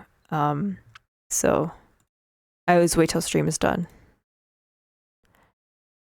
Oh yeah. Now that I'm thinking about it, it's like really bothering me. Okay, let's shade a bit of this teeth a little bit. Trust the process, y'all. Oh, okay, yeah. I was curious, that's all. Yeah, no problem. The thing is, too, it's like I'm not a hot weather person either, so if I was, I don't know, just like die, I guess. I don't know. Let me just deepen these eyes up a little bit.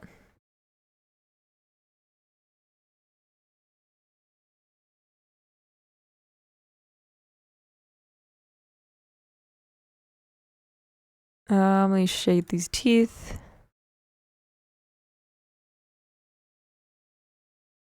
Yeah, speaking of hot places, I might be going to India soon, so... Or not soon, just like, it's like in the air, so... It's like I haven't been there forever, but at the same time, I'm not that excited to go. It's only just gonna be for 2 weeks. I remember the first time I went to India when I was young, it was like for a whole month.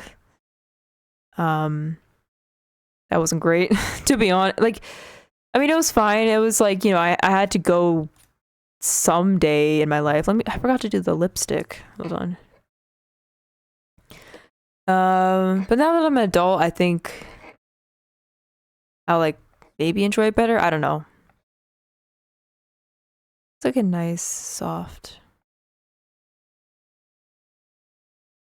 We just like, what I do is like I just scribble it and then I just erase it from there.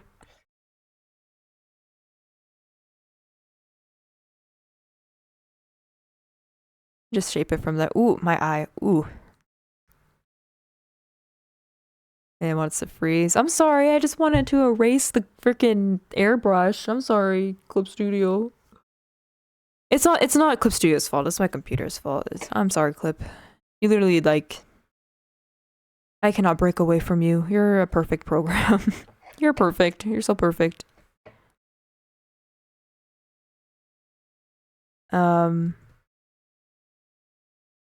Yeah, so it's because it's like yeah,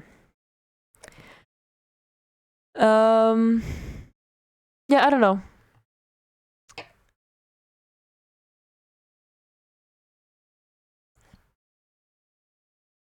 I just haven't been there forever, so I'm like I don't even know what to expect.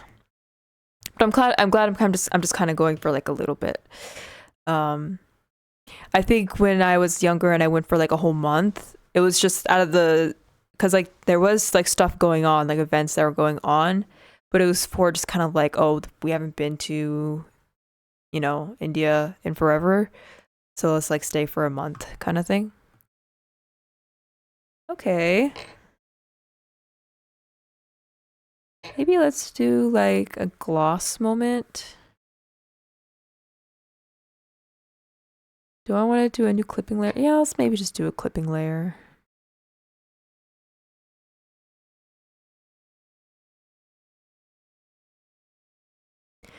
So I guess that's like a heads up for like streams, I guess. I'll be gone for like a while, which again, I don't know what month. I don't know I don't know if it's this month or next month. Um I think my mom did tell me. I just like completely forgot.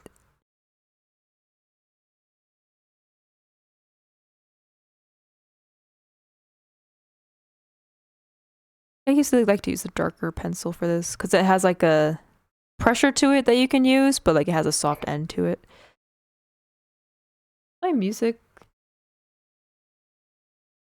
Music, hello. Usually if I complain, it starts going. I'm complaining. Go. Hello?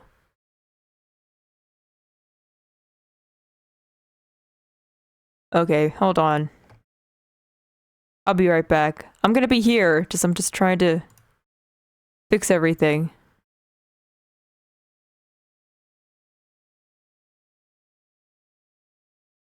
Excusez-moi?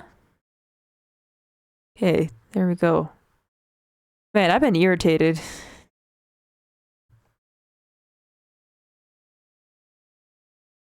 Anyway.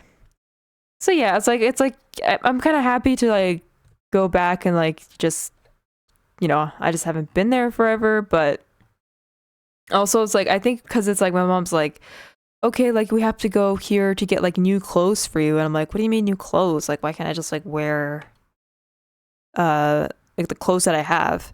It's like because it's just so like kind of crusty dusty there that like you're going to have to need separate clothes. So like your actual clothes don't get like really dirty. And it's like, oh, hold on, let me just color pick this. Damn, see how pale she was in the beginning? Look how pale she was in the beginning. Hold on, let me see if my monitor. Damn. And then we put all the stuff on top. Look how good that is. See, I'm an artist. I'm an artist. I mean, it could be better. I mean, just hold on. What am I doing? Man, I even forgot what I was doing. Oh, I was color picking. Hold on. Okay. I got distracted.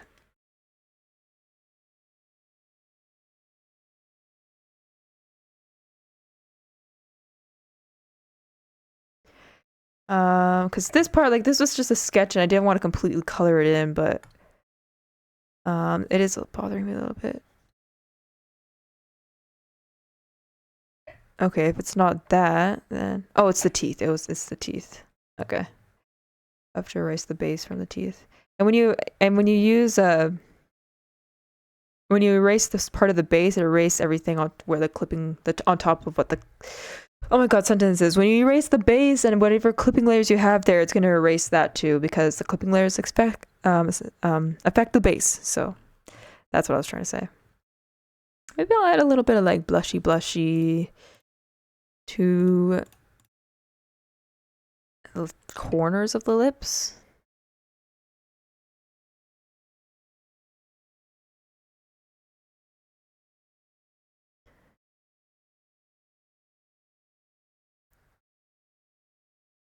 Okay, yeah, I like that. I like the little bit where it's like a little bit more fuller like that. That's nice. Teeth, I don't mind. I already did that. Ooh, okay, the fun part, the little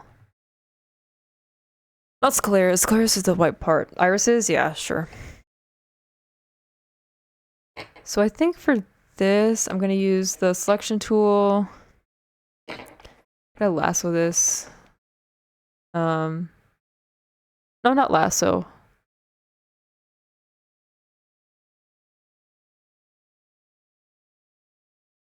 Actually, never mind. I'm just gonna wing it. I was thinking way too much. I'm gonna just shade. Ooh, wrong layer. So I'm gonna just shade this a little bit deeper. Put this on top, actually. I'm gonna shade this a little bit deeper.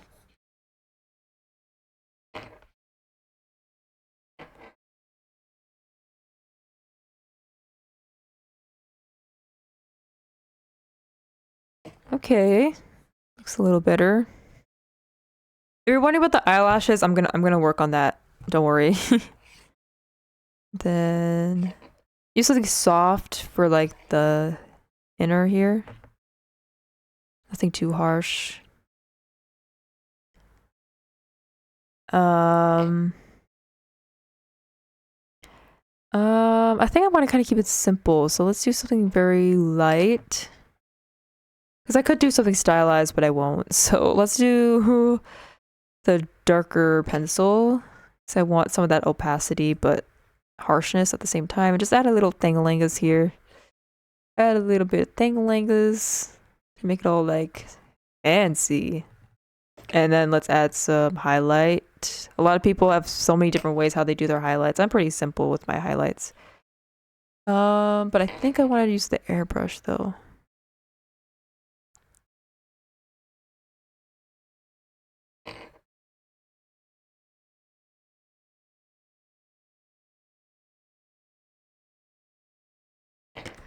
Sometimes, okay, maybe just like the center. Maybe I just want to do the center.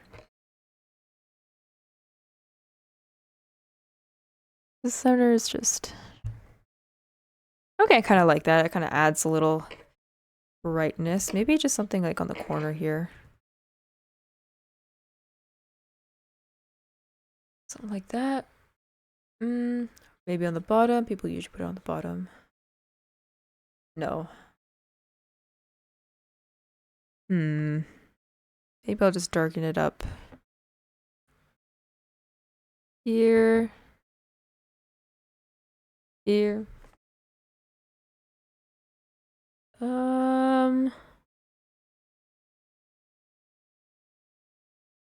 Maybe it was a bit of glow dodge. Miku, what do you say? Oh. Her eyes are very simple. Maybe I'll use like a glow dodge layer on top of here. Let's use glow dodge.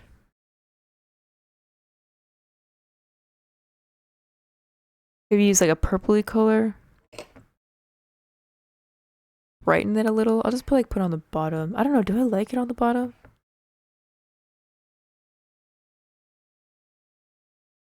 Okay, yeah, work I guess. Let me just get rid of this lighting reference. Should I do the lashes? I'll do the lashes. Let me just do the lashes real quick. Oh, her lashes are so white. Let me just do something a little colored. I'll use the darker pencil again. So I wanted to like save it for last because this was gonna just go over all of the art, but I think I'm gonna jump the gun and just do a upper layer here and just make it all nice and fluffy like the reference.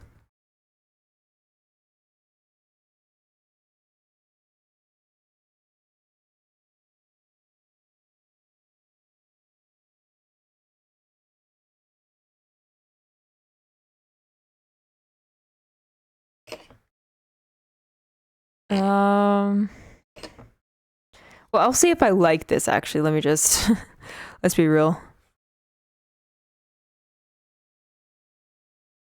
Because usually I'm pretty detailed with my lashes. Let's see if if like covering the whole thing is something. Okay, that's like a look. Okay, I'll just see if like that's a vibe. Hold on.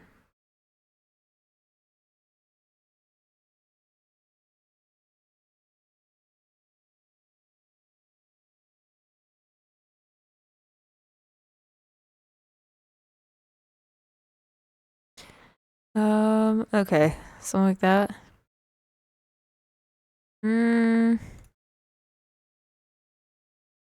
Maybe just like a G pen and just do like the main lashes.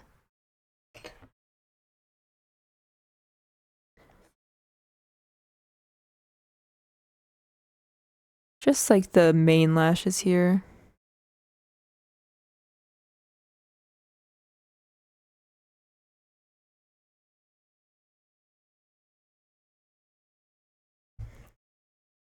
Yeah, I kind of like that. Maybe I'll just like leave it for now.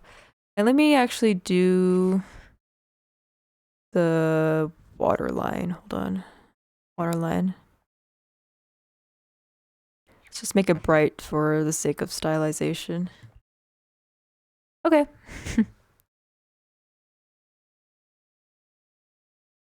Let's do hoodie. So usually with like this, I like to just do like gradient. I do gradient. So I think I'm just gonna straight reference the gradients here. And I'll like mess with like different layer modes to see. I usually with clothes with sketches, I usually don't like focus too much on it. So it's normal layer.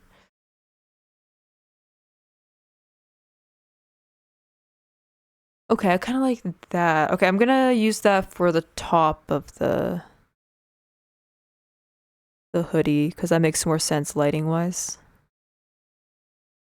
Okay, I think I'm just gonna use the normal layer.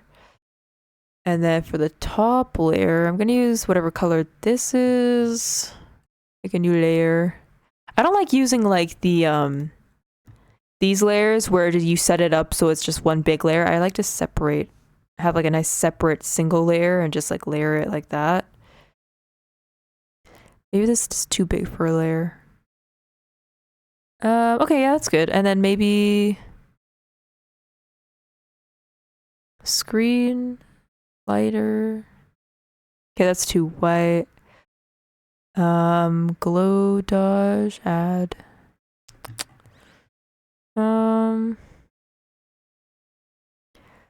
Let's do lighten. No. Okay, let's do screen. See how just like doing like two gradients just like add something right away? And let's like do another layer or like let's duplicate this layer, duplicate layer. So it's like the same thing, same color, but I'm going to turn this into the was it color dodge? Glow dodge? I think it was glow dodge. Yeah, because it adds that nice color to it. I'm just going to kind of lessen that opacity a little bit.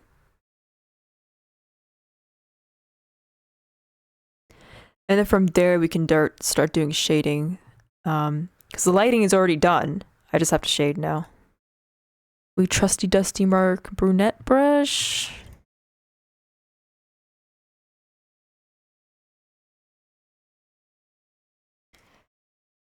Oh, my hair is just like making my back itchy.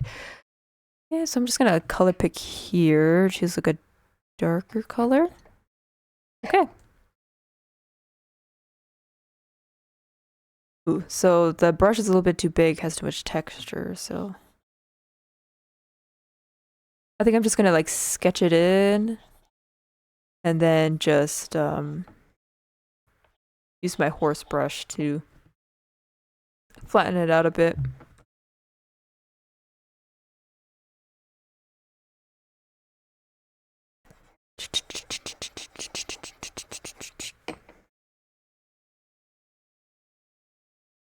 Again, this is a sketch, so I'm not trying to be super particular about how everything is going. Obviously, like, they reference it, right? Like, if there's certain shading, like lighting, just to reference it. Just gonna erase it here. Add here. I also probably should use, like, the airbrush tool to kind of soften things out.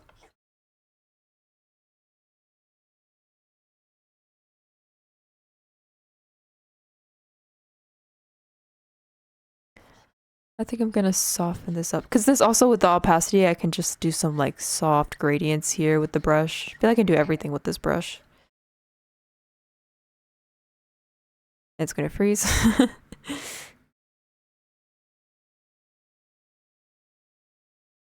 think the hair is gonna be more exciting. I think the hair is gonna really like pull everything in. Because there's actually this one picture. Hold on, let me put. I feel like I've been putting you guys on hold for so long, or like this is the most I've put people on hold. But let me actually show you. Let me show you a sketch that I did that got me like kind of like shocked because this sketch is also one of my most liked like pictures that I ever done.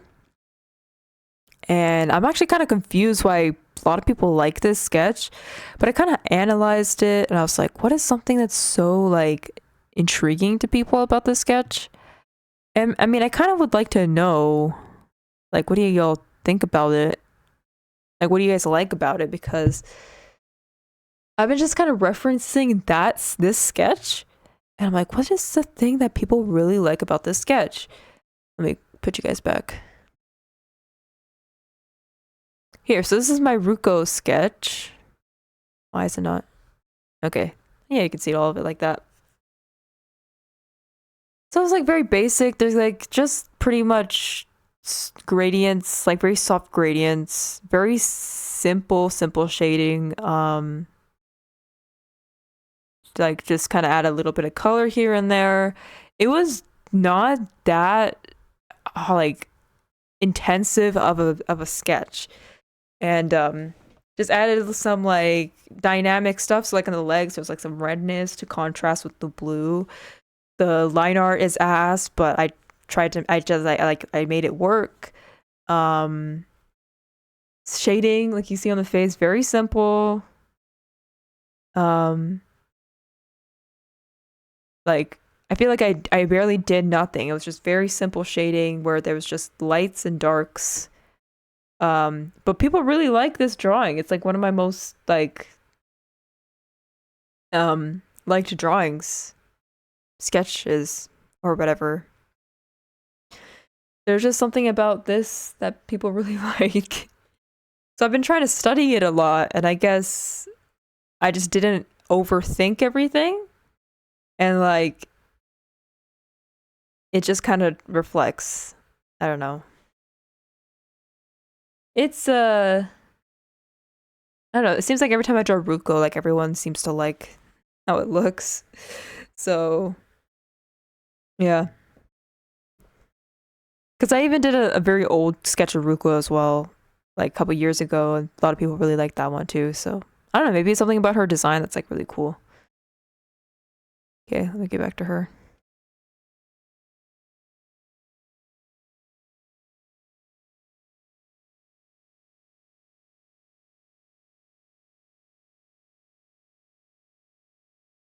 Let me just do a little bit of shading here.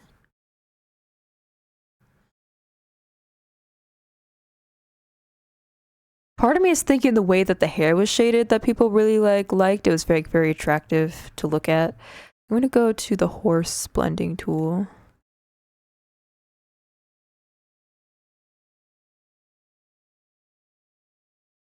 Let's like flatten things out a little bit.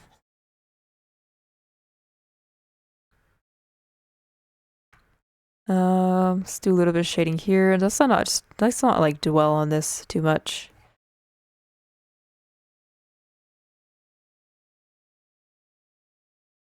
Shade here, shade here. Just make sure to add some lighting. Let's like erase it a little bit. Erase it here. Actually, let's do some of that. And then let's make a new layer. Do some glow dodge. Add some lighting here. And let's go back to here. I'm not going to make a new layer, and let's darken it a little bit. And shading on here is done. Now we can move on. This, yeah, simple. Let's just do some simple shading here. So let's use a dark color here. Oops, forgot to do clipping layer. Shading here, shade. Let's erase some of this part so it's a little lighter. Let's do something darker because it's like completely like covered up. Oh, this is too black. Covered up. Oops, I turned it into a triangle. Okay, let's do just like a simple gradient on this one.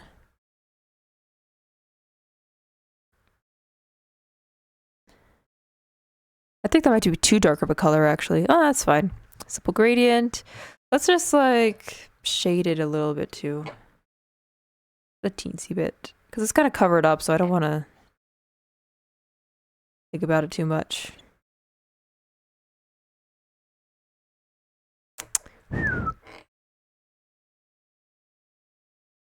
Well, it's too bright. Okay, cool. And then the fun part, the hair. So I'm gonna start with a gradient. Yeah, I think I can put you away, Miss Thing. Okay, cool. Let's just do a little gradient here. So her hair is on like the more red side. I'm thinking we can just put it down into the magenta area and then do a bright gradient here. I think I'm gonna switch up the layer modes to kind of see what kind of works here. See, it already just looks better. Like it just already looks good. I'm gonna lower down this gradient just so the main base can like show up a little bit better. I just kind of want to put it on the bottom. Let's see what type of layer modes work here. Sometimes I don't use a lot of layer modes. I think only when I want to add like highlight and ambience that I use it. I think I'm just gonna go for the normal. And then what do you say, Ruko? Okay, thanks. That's how you shade it? Okay, thank you.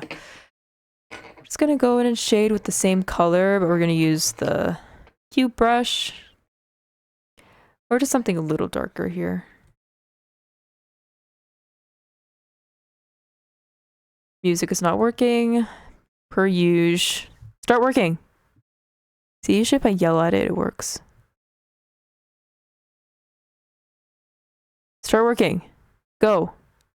See? See, when I yell at it, it starts working.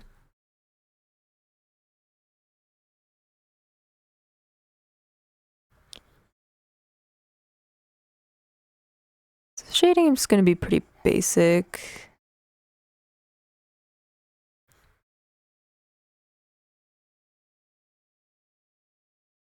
Just kind of add on the top here.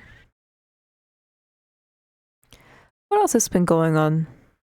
I mean, I think there's been stuff going on, but it's like something I don't want to speak on stream about, I guess. It's nothing bad, just like, don't want to talk about it. So, sometimes it's nice when you have nothing to talk about to do an art stream, because you can just talk about what's going on the screen. What the hell am I doing? Okay, sure. Something like that.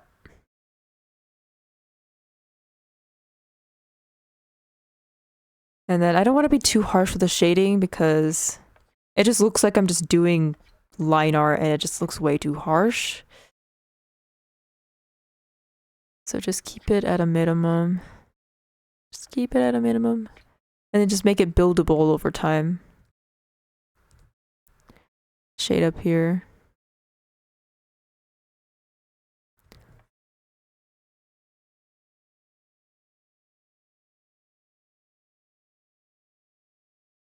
And sometimes it is hard streaming when you're doing art because then you like focus and you just like don't want to talk about anything because you're just like in the zone, you know?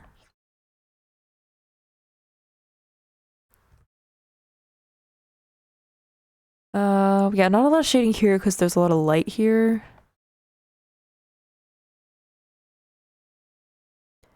And then here on the bottoms, I think I can start shading more.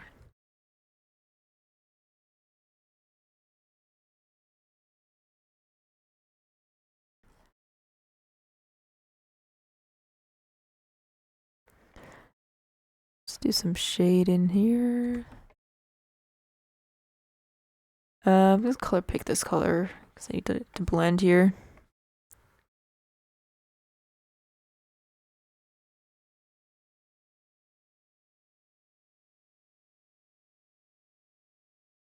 Just keep it kind of soft so I can build it up.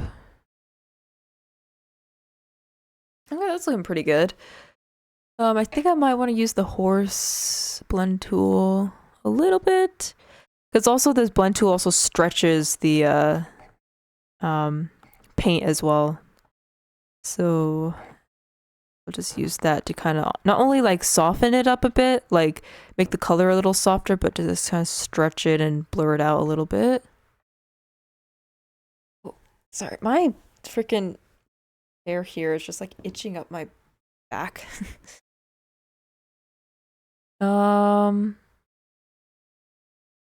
Maybe I could use a darker color. Yeah. Do I want to use linear burn? No, I'll just like keep it on the face.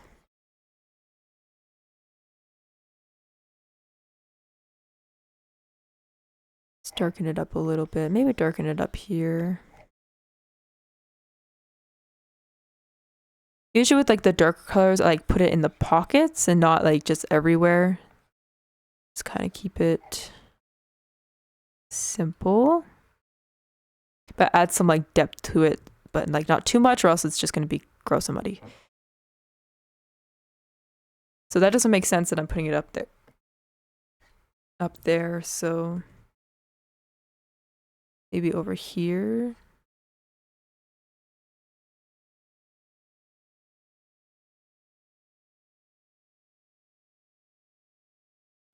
Oh, I haven't shaded this part. Yeah, I'll just do that.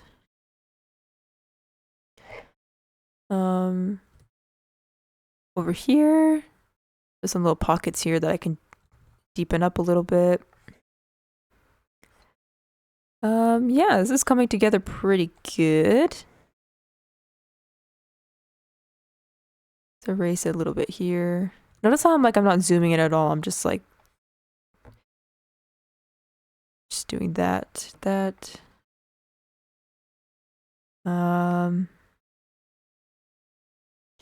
Back it up a bit. Okay, this part, it's like lost its shape here, so I'm just gonna put some more depth here. So that's the part of like, also like when you're not doing too much line art, it's like, you could see in this area here, I added some like indication that there's some hair separation here. But without using any line. So I just use paint, so it looks a little bit more formed here. Now usually I start with the airbrush, but now I'm gonna go in with the airbrush to kind of soften some things. And I'm thinking we're gonna go for something a little lighter. It's something a little bit more purpley. This is too, okay, maybe something like that. Oh, it's too dark.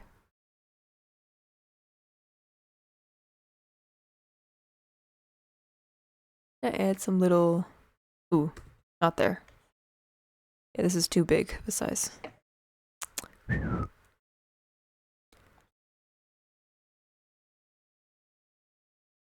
Okay. Adds a little bit of oomph.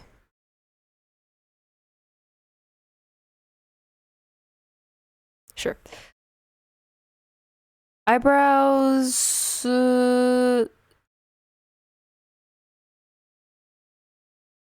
Whatever. They're like supposed to be kind of bleached, so I'll fix that. And the band, let's just do a little bit of pretty. Oh, thank you. Especially with like the purple characters, it's very like calming to like draw them because they're always like, it's always a nice color to paint with. I fell asleep. Yeah, no problem. I mean, I think this stream is helping you, right? If you're just like here, just like listening to me.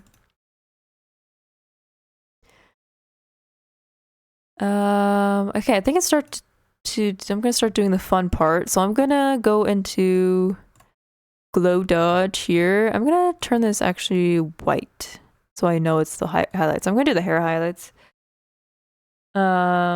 Sleeping early on a weekend. Never. Oh my goodness. Man, so yeah, I hate that. It's like, oh, the weekend. It's like I'm gonna spend all the time like staying up, and it's just like I get tired. It's like, no, I don't want the day to end. I'm gonna add the little highlights here. I'm gonna use the glow dodge tool, which might not make a difference because her hair is so light. You might not even see the glow effect, but I'll just like do it anyways.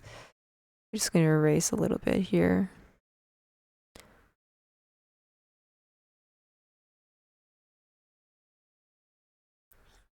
But I might combat that actually. I can fix that. Let's just kind of layer it down a little bit.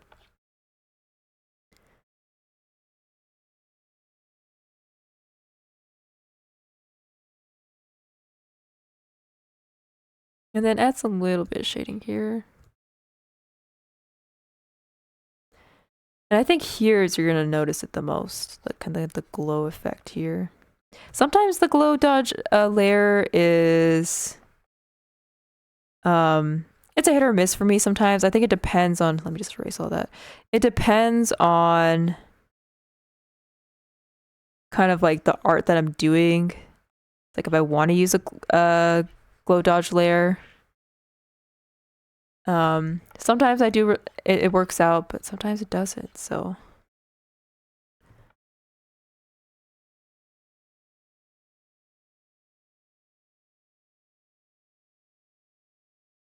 And then I might do it up top here as well, just to add to more sparkly shininess.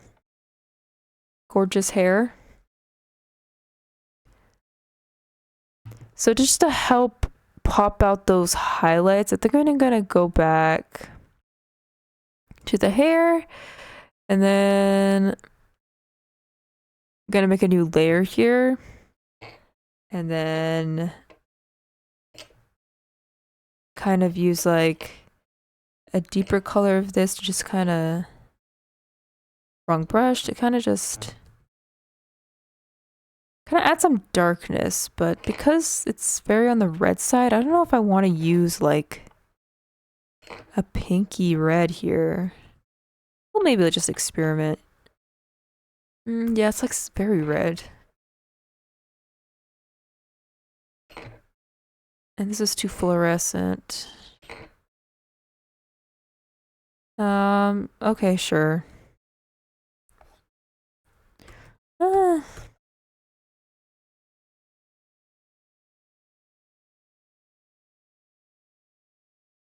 Yeah, highlighting like lighter hair is a little hard because it's like where did it all go?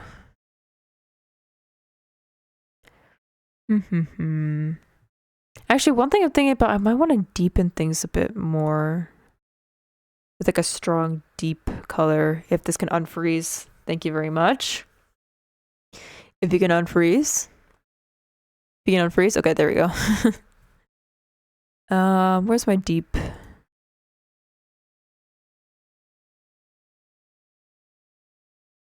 Okay, here it is. I need a deep color, and I need to kind of just go in a little bit more. These pockets here. Let's be a little delicate though. Don't want to use too much.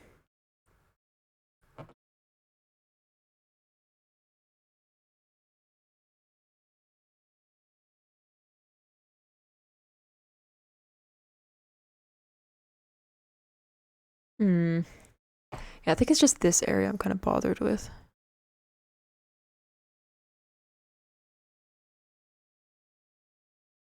Do you read manhwa? I actually don't read a lot of manhwa. I actually don't read a lot of webtoons and like general. Yeah. I don't think there's, yeah, I'm not like an avid like online manga slash manhwa like reader. There's still a lot of like in my room that I still need to like catch up on and read. So like I'm gonna be honest with you, a lot of people suggest me, it's like, oh, you should read this, but I just never like I'm just like, okay, I'll read it, and I just like never like start to read it unless like I don't know. It's kind of rare when someone suggests me something and I follow up with it. To be honest, like I know that's kind of like mean to, like, it makes me sound kind of like a meanie, but it is reality. It's the truth. I kind of like how that is kind of going. Yeah, erase this.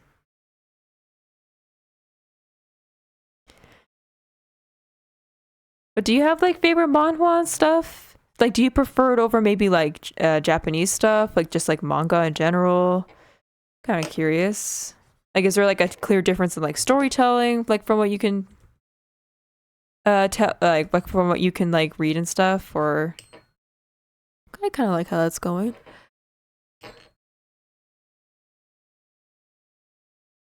I'm starting to lean towards manhwa more. Oh, really? Okay. You know what? I mean, like I've watched like a K-drama before because my friend suggested me a K-drama and it was on Netflix and it's like actually that's one of the things that someone suggested to me where I actually followed up on it and I really liked it. And it's not kind of repetitive plot. Oh, so you think like manga has like kind of similar plot and stuff and you're like is like manhwa a little different like Jujutsu Kaisen, Naruto, and My Hero. Oh, okay. Jujutsu Kaisen um Jujutsu Kaisen, like I think I heard that one was really good. I heard the female characters in Jujutsu Kaisen is really good. um yeah, like I have someone close to me that it's like that's their favorite anime and like I did watch it, I did like it. I kind of was like kind of watched half of it and then I stopped, but I'm actually kind of considering going back into it. Because everyone around me really likes it and stuff. But like to each their own, right? For me, I think I've talked to this about I talked about this on stream before, but like Demon Slayer was something I didn't really get into.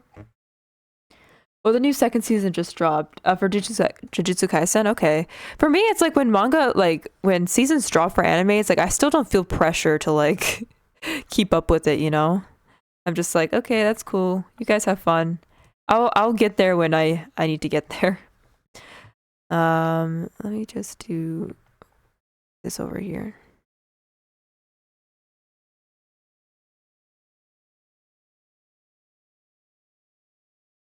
And then, okay, we got the highlights down. Let's do the even funner parts, the little strands.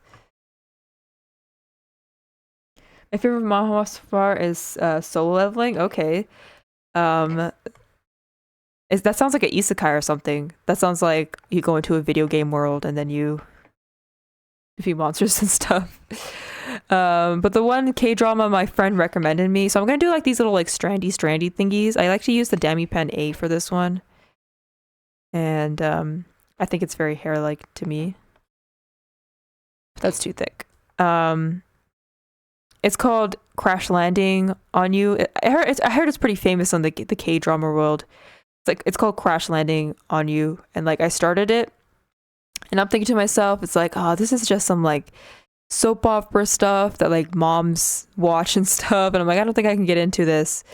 But like I just kept watching it, and I'm like, oh my god, this is the best thing ever. And I wish I can watch that show all over again for real. Maybe do something like this.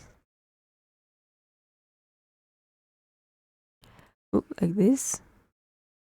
Okay, that's a little bit too much. A little bit too much.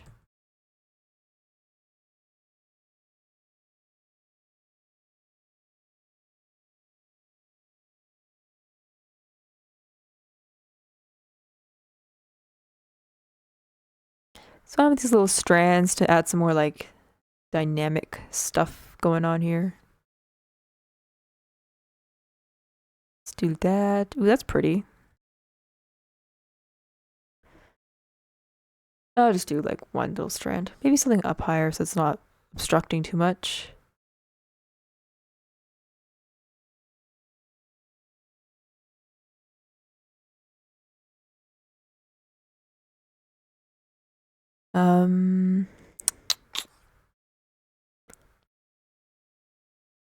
Maybe do something like this where it's like, ooh, that's nice.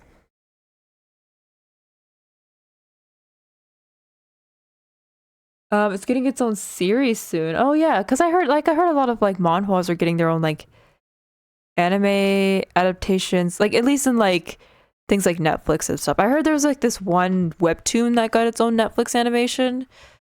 That's kind of crazy. just personally, when it comes to like in the more Western side of things, it's like I don't see a lot of like manhwa being very popular. So that for me, that's like news. Um, yeah, I think it's called Lookism. Yeah, that one. The plot for me that doesn't really interest me. It was amazing. Okay. um, I'm kind of curious. Is it like more of like a social commentary kind of thing on like Koreans like beauty standard stuff, or was it just kind of like because it wasn't the plot where the guy's like I'm gonna be like skinny now after like being um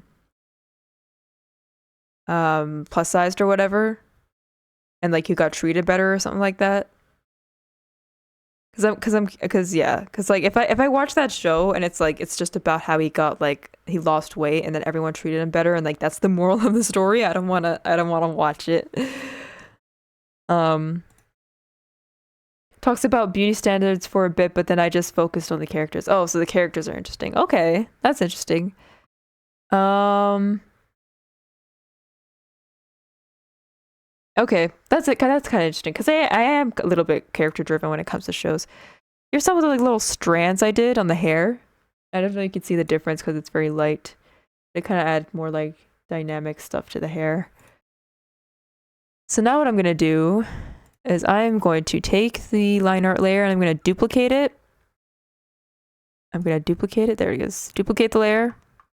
So it kind of thickened up the line art a little bit because I duplicated it. And then I'm going to go to edit. Not edit. Filter. And I'm going to go to blur.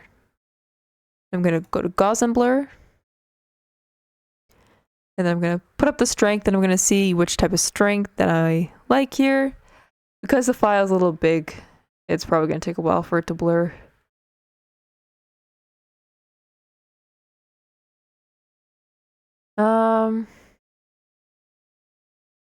Maybe something a little stronger.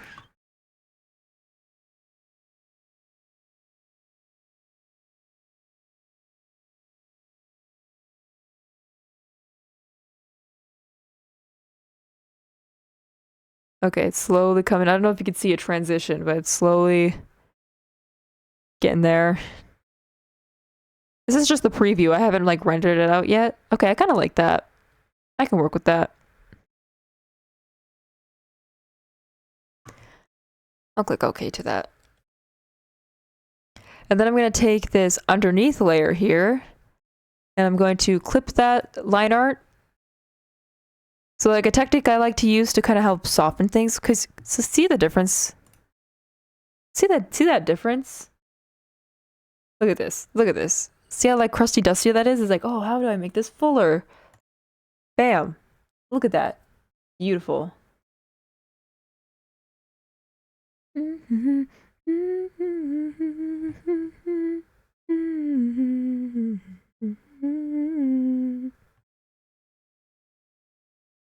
Okay, yeah, sorry, this is so pretty. But if you're not a person that likes to do that, where you like to blur the line art to make everything seem softer and fuller, another technique a lot of people do is like they like to color their line art. So let me just show you an example before I do it the way that I do it. So I'm just gonna take like something contrasted, like a red. I'm gonna take an airbrush, and I'm gonna do that. And that's a way to make line art blend out a lot more. Not to be too harsh. That's one way to do it. And you can obviously use different colors, but for me, I like to use the blurred line art and then like do that underneath the blurred line art.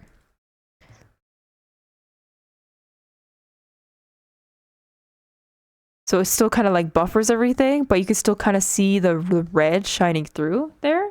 I don't know if you can see that on stream.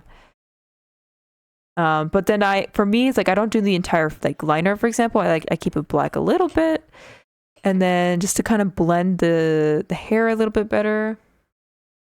Okay, I understand. Okay, I'm wondering, Bun Buns, like, do you do art as well, or do you just like watch artists? Because I hope this like terminology is not too like out of the realm of what you hear or whatever. Because Yeah, sometimes I just say things like, oh yeah, do this, and this, as if like the only people who are watching this stream is like artists. But again, yeah, like I kind of soften it with this like red color, but I kind of keep the black to kind of keep that kind of contrast in there.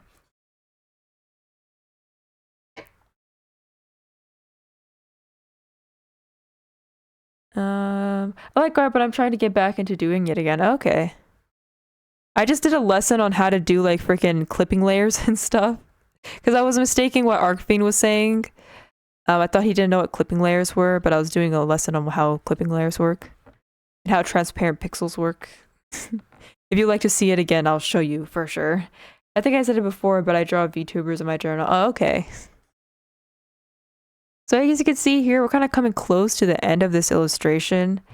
And with all these techniques that I'm using, like obviously it's probably going to look better on a drawing that like you took time on and not just like 2 days on. So yeah, I think I'm still going to use this red to kind of soften everything. Yeah, just kind of continue using this red. I'm going to go up to these lips. I'm going to put the red on the lips and it's going to like soften everything. Add some color, but because we have this blur line art here, it's not going to completely turn it like completely red. Just maybe add it here. To the nose here.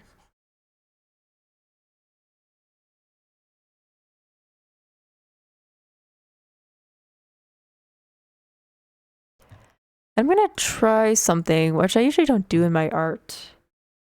To do like very strong lighting here. This is to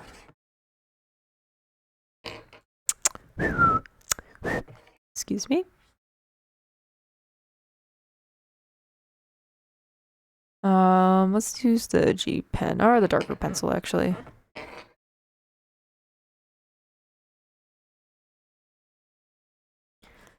Let me just do some like strong lighting here if I can figure it out.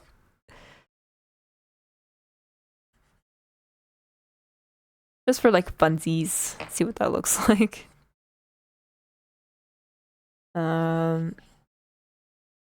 Yeah, I don't like that. I kind of want to just keep the line art here like black. Let me see. What else is here? Okay, the eyes. Is there any way I can do the eyes better? Let me delete that. It's gonna freeze, of course.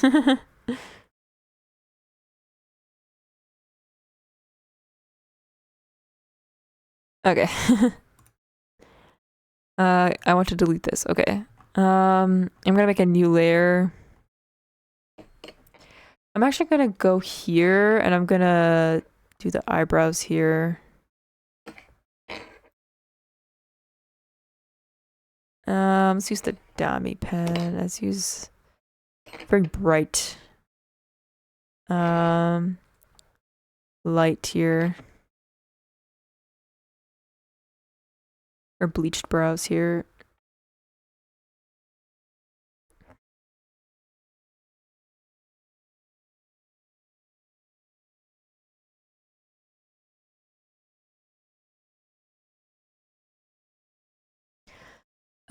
Okay, chic, whatever.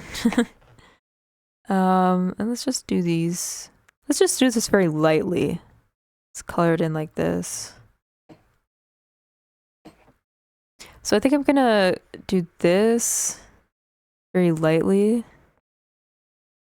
Just colored it very lightly. So it's like there's an indication, but like it's not too strong. Let's do the waterline. A little bit stylized here. Just putting everything over the line art here.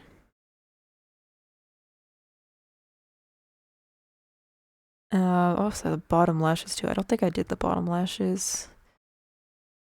And I'm gonna take the eyeball color and I'm just gonna blend it in like that.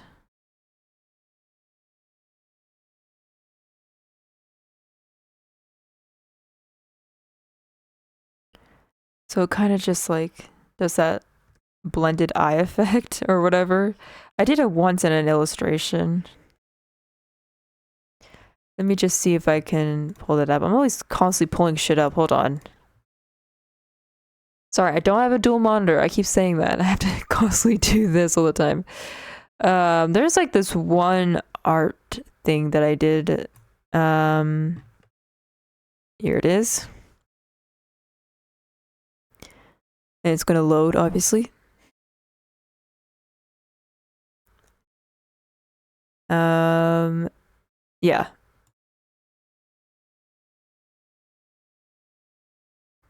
These eyes right here, where it's like you kind of blend the.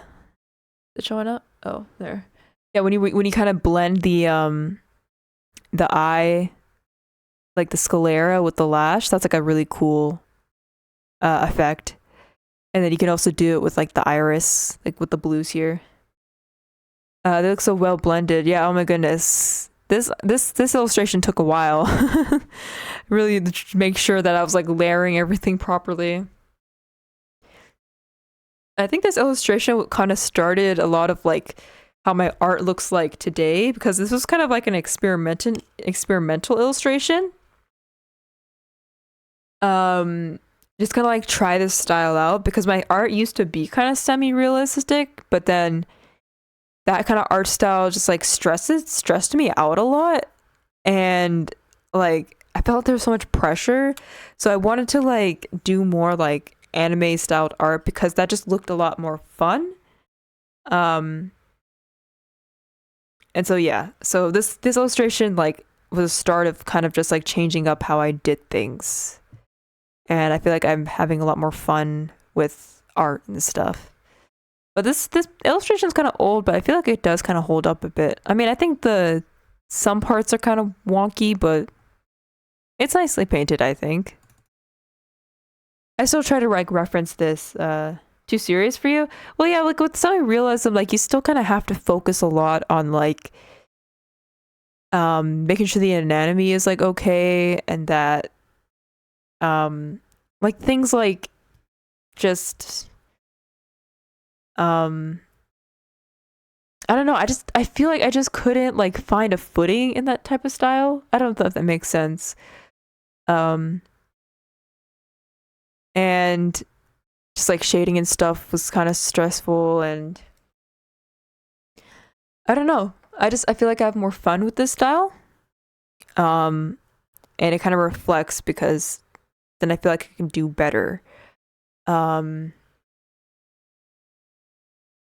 Yeah, because I think for reference, like when I did semi-realism, it was out of trying to kind of find a job in like the industry, and so I was kind of doing it to like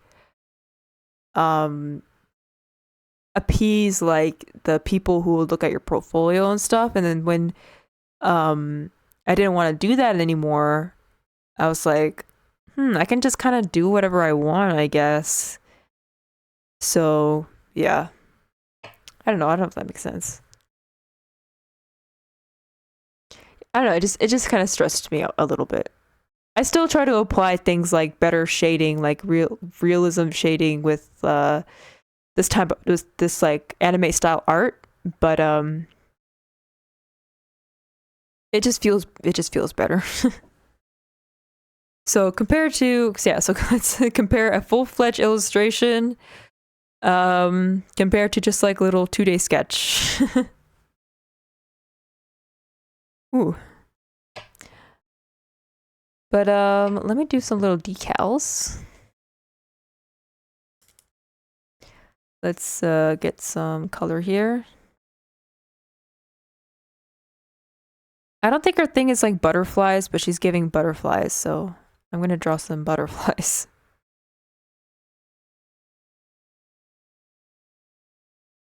I think I'm bad at drawing butterflies.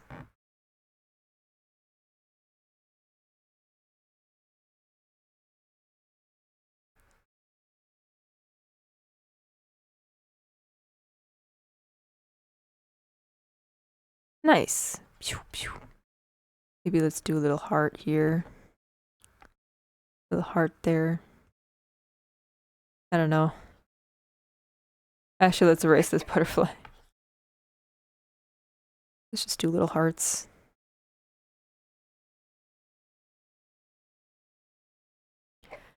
Okay. Let's put that a little closer.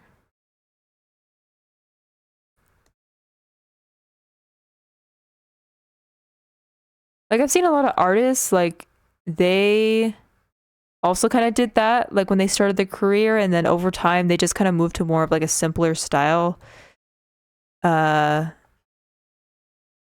it's just, like, yeah, I don't know. I've seen a lot of people around me, like, move from semi-realism to, like, doing more of an anime style, because you can still do that very, like, beautiful shading and stuff, but now it's more of a stylized look. And it just feels a little bit easier to work with, kind of thing. I don't know. Yeah. Let's actually just slap my signature on here. So we have purples. Let's just do straight green. Okay. I think it's gonna lag while I'm doing it, so is this good enough? Okay, sure. Let's just slap my signature on here. Oh, it's lagging. There we go. Okay, put my signature on there. Oh, I think this is done.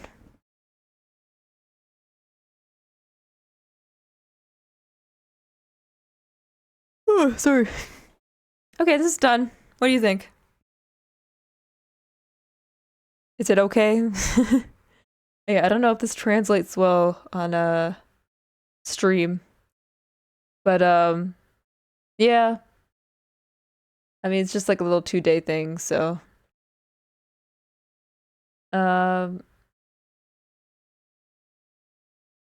honestly don't know what to say. I kind of like it. Yeah. I don't know what to say. I think I'm gonna have to end stream here. Let me save this actually. It looks fantastic. Thanks. Yeah, sometimes with like these sketches, it's like it's really hard to like trust the process because it's so crusty dusty, but you just like gotta keep doing it and stuff. So I'm gonna yawn again.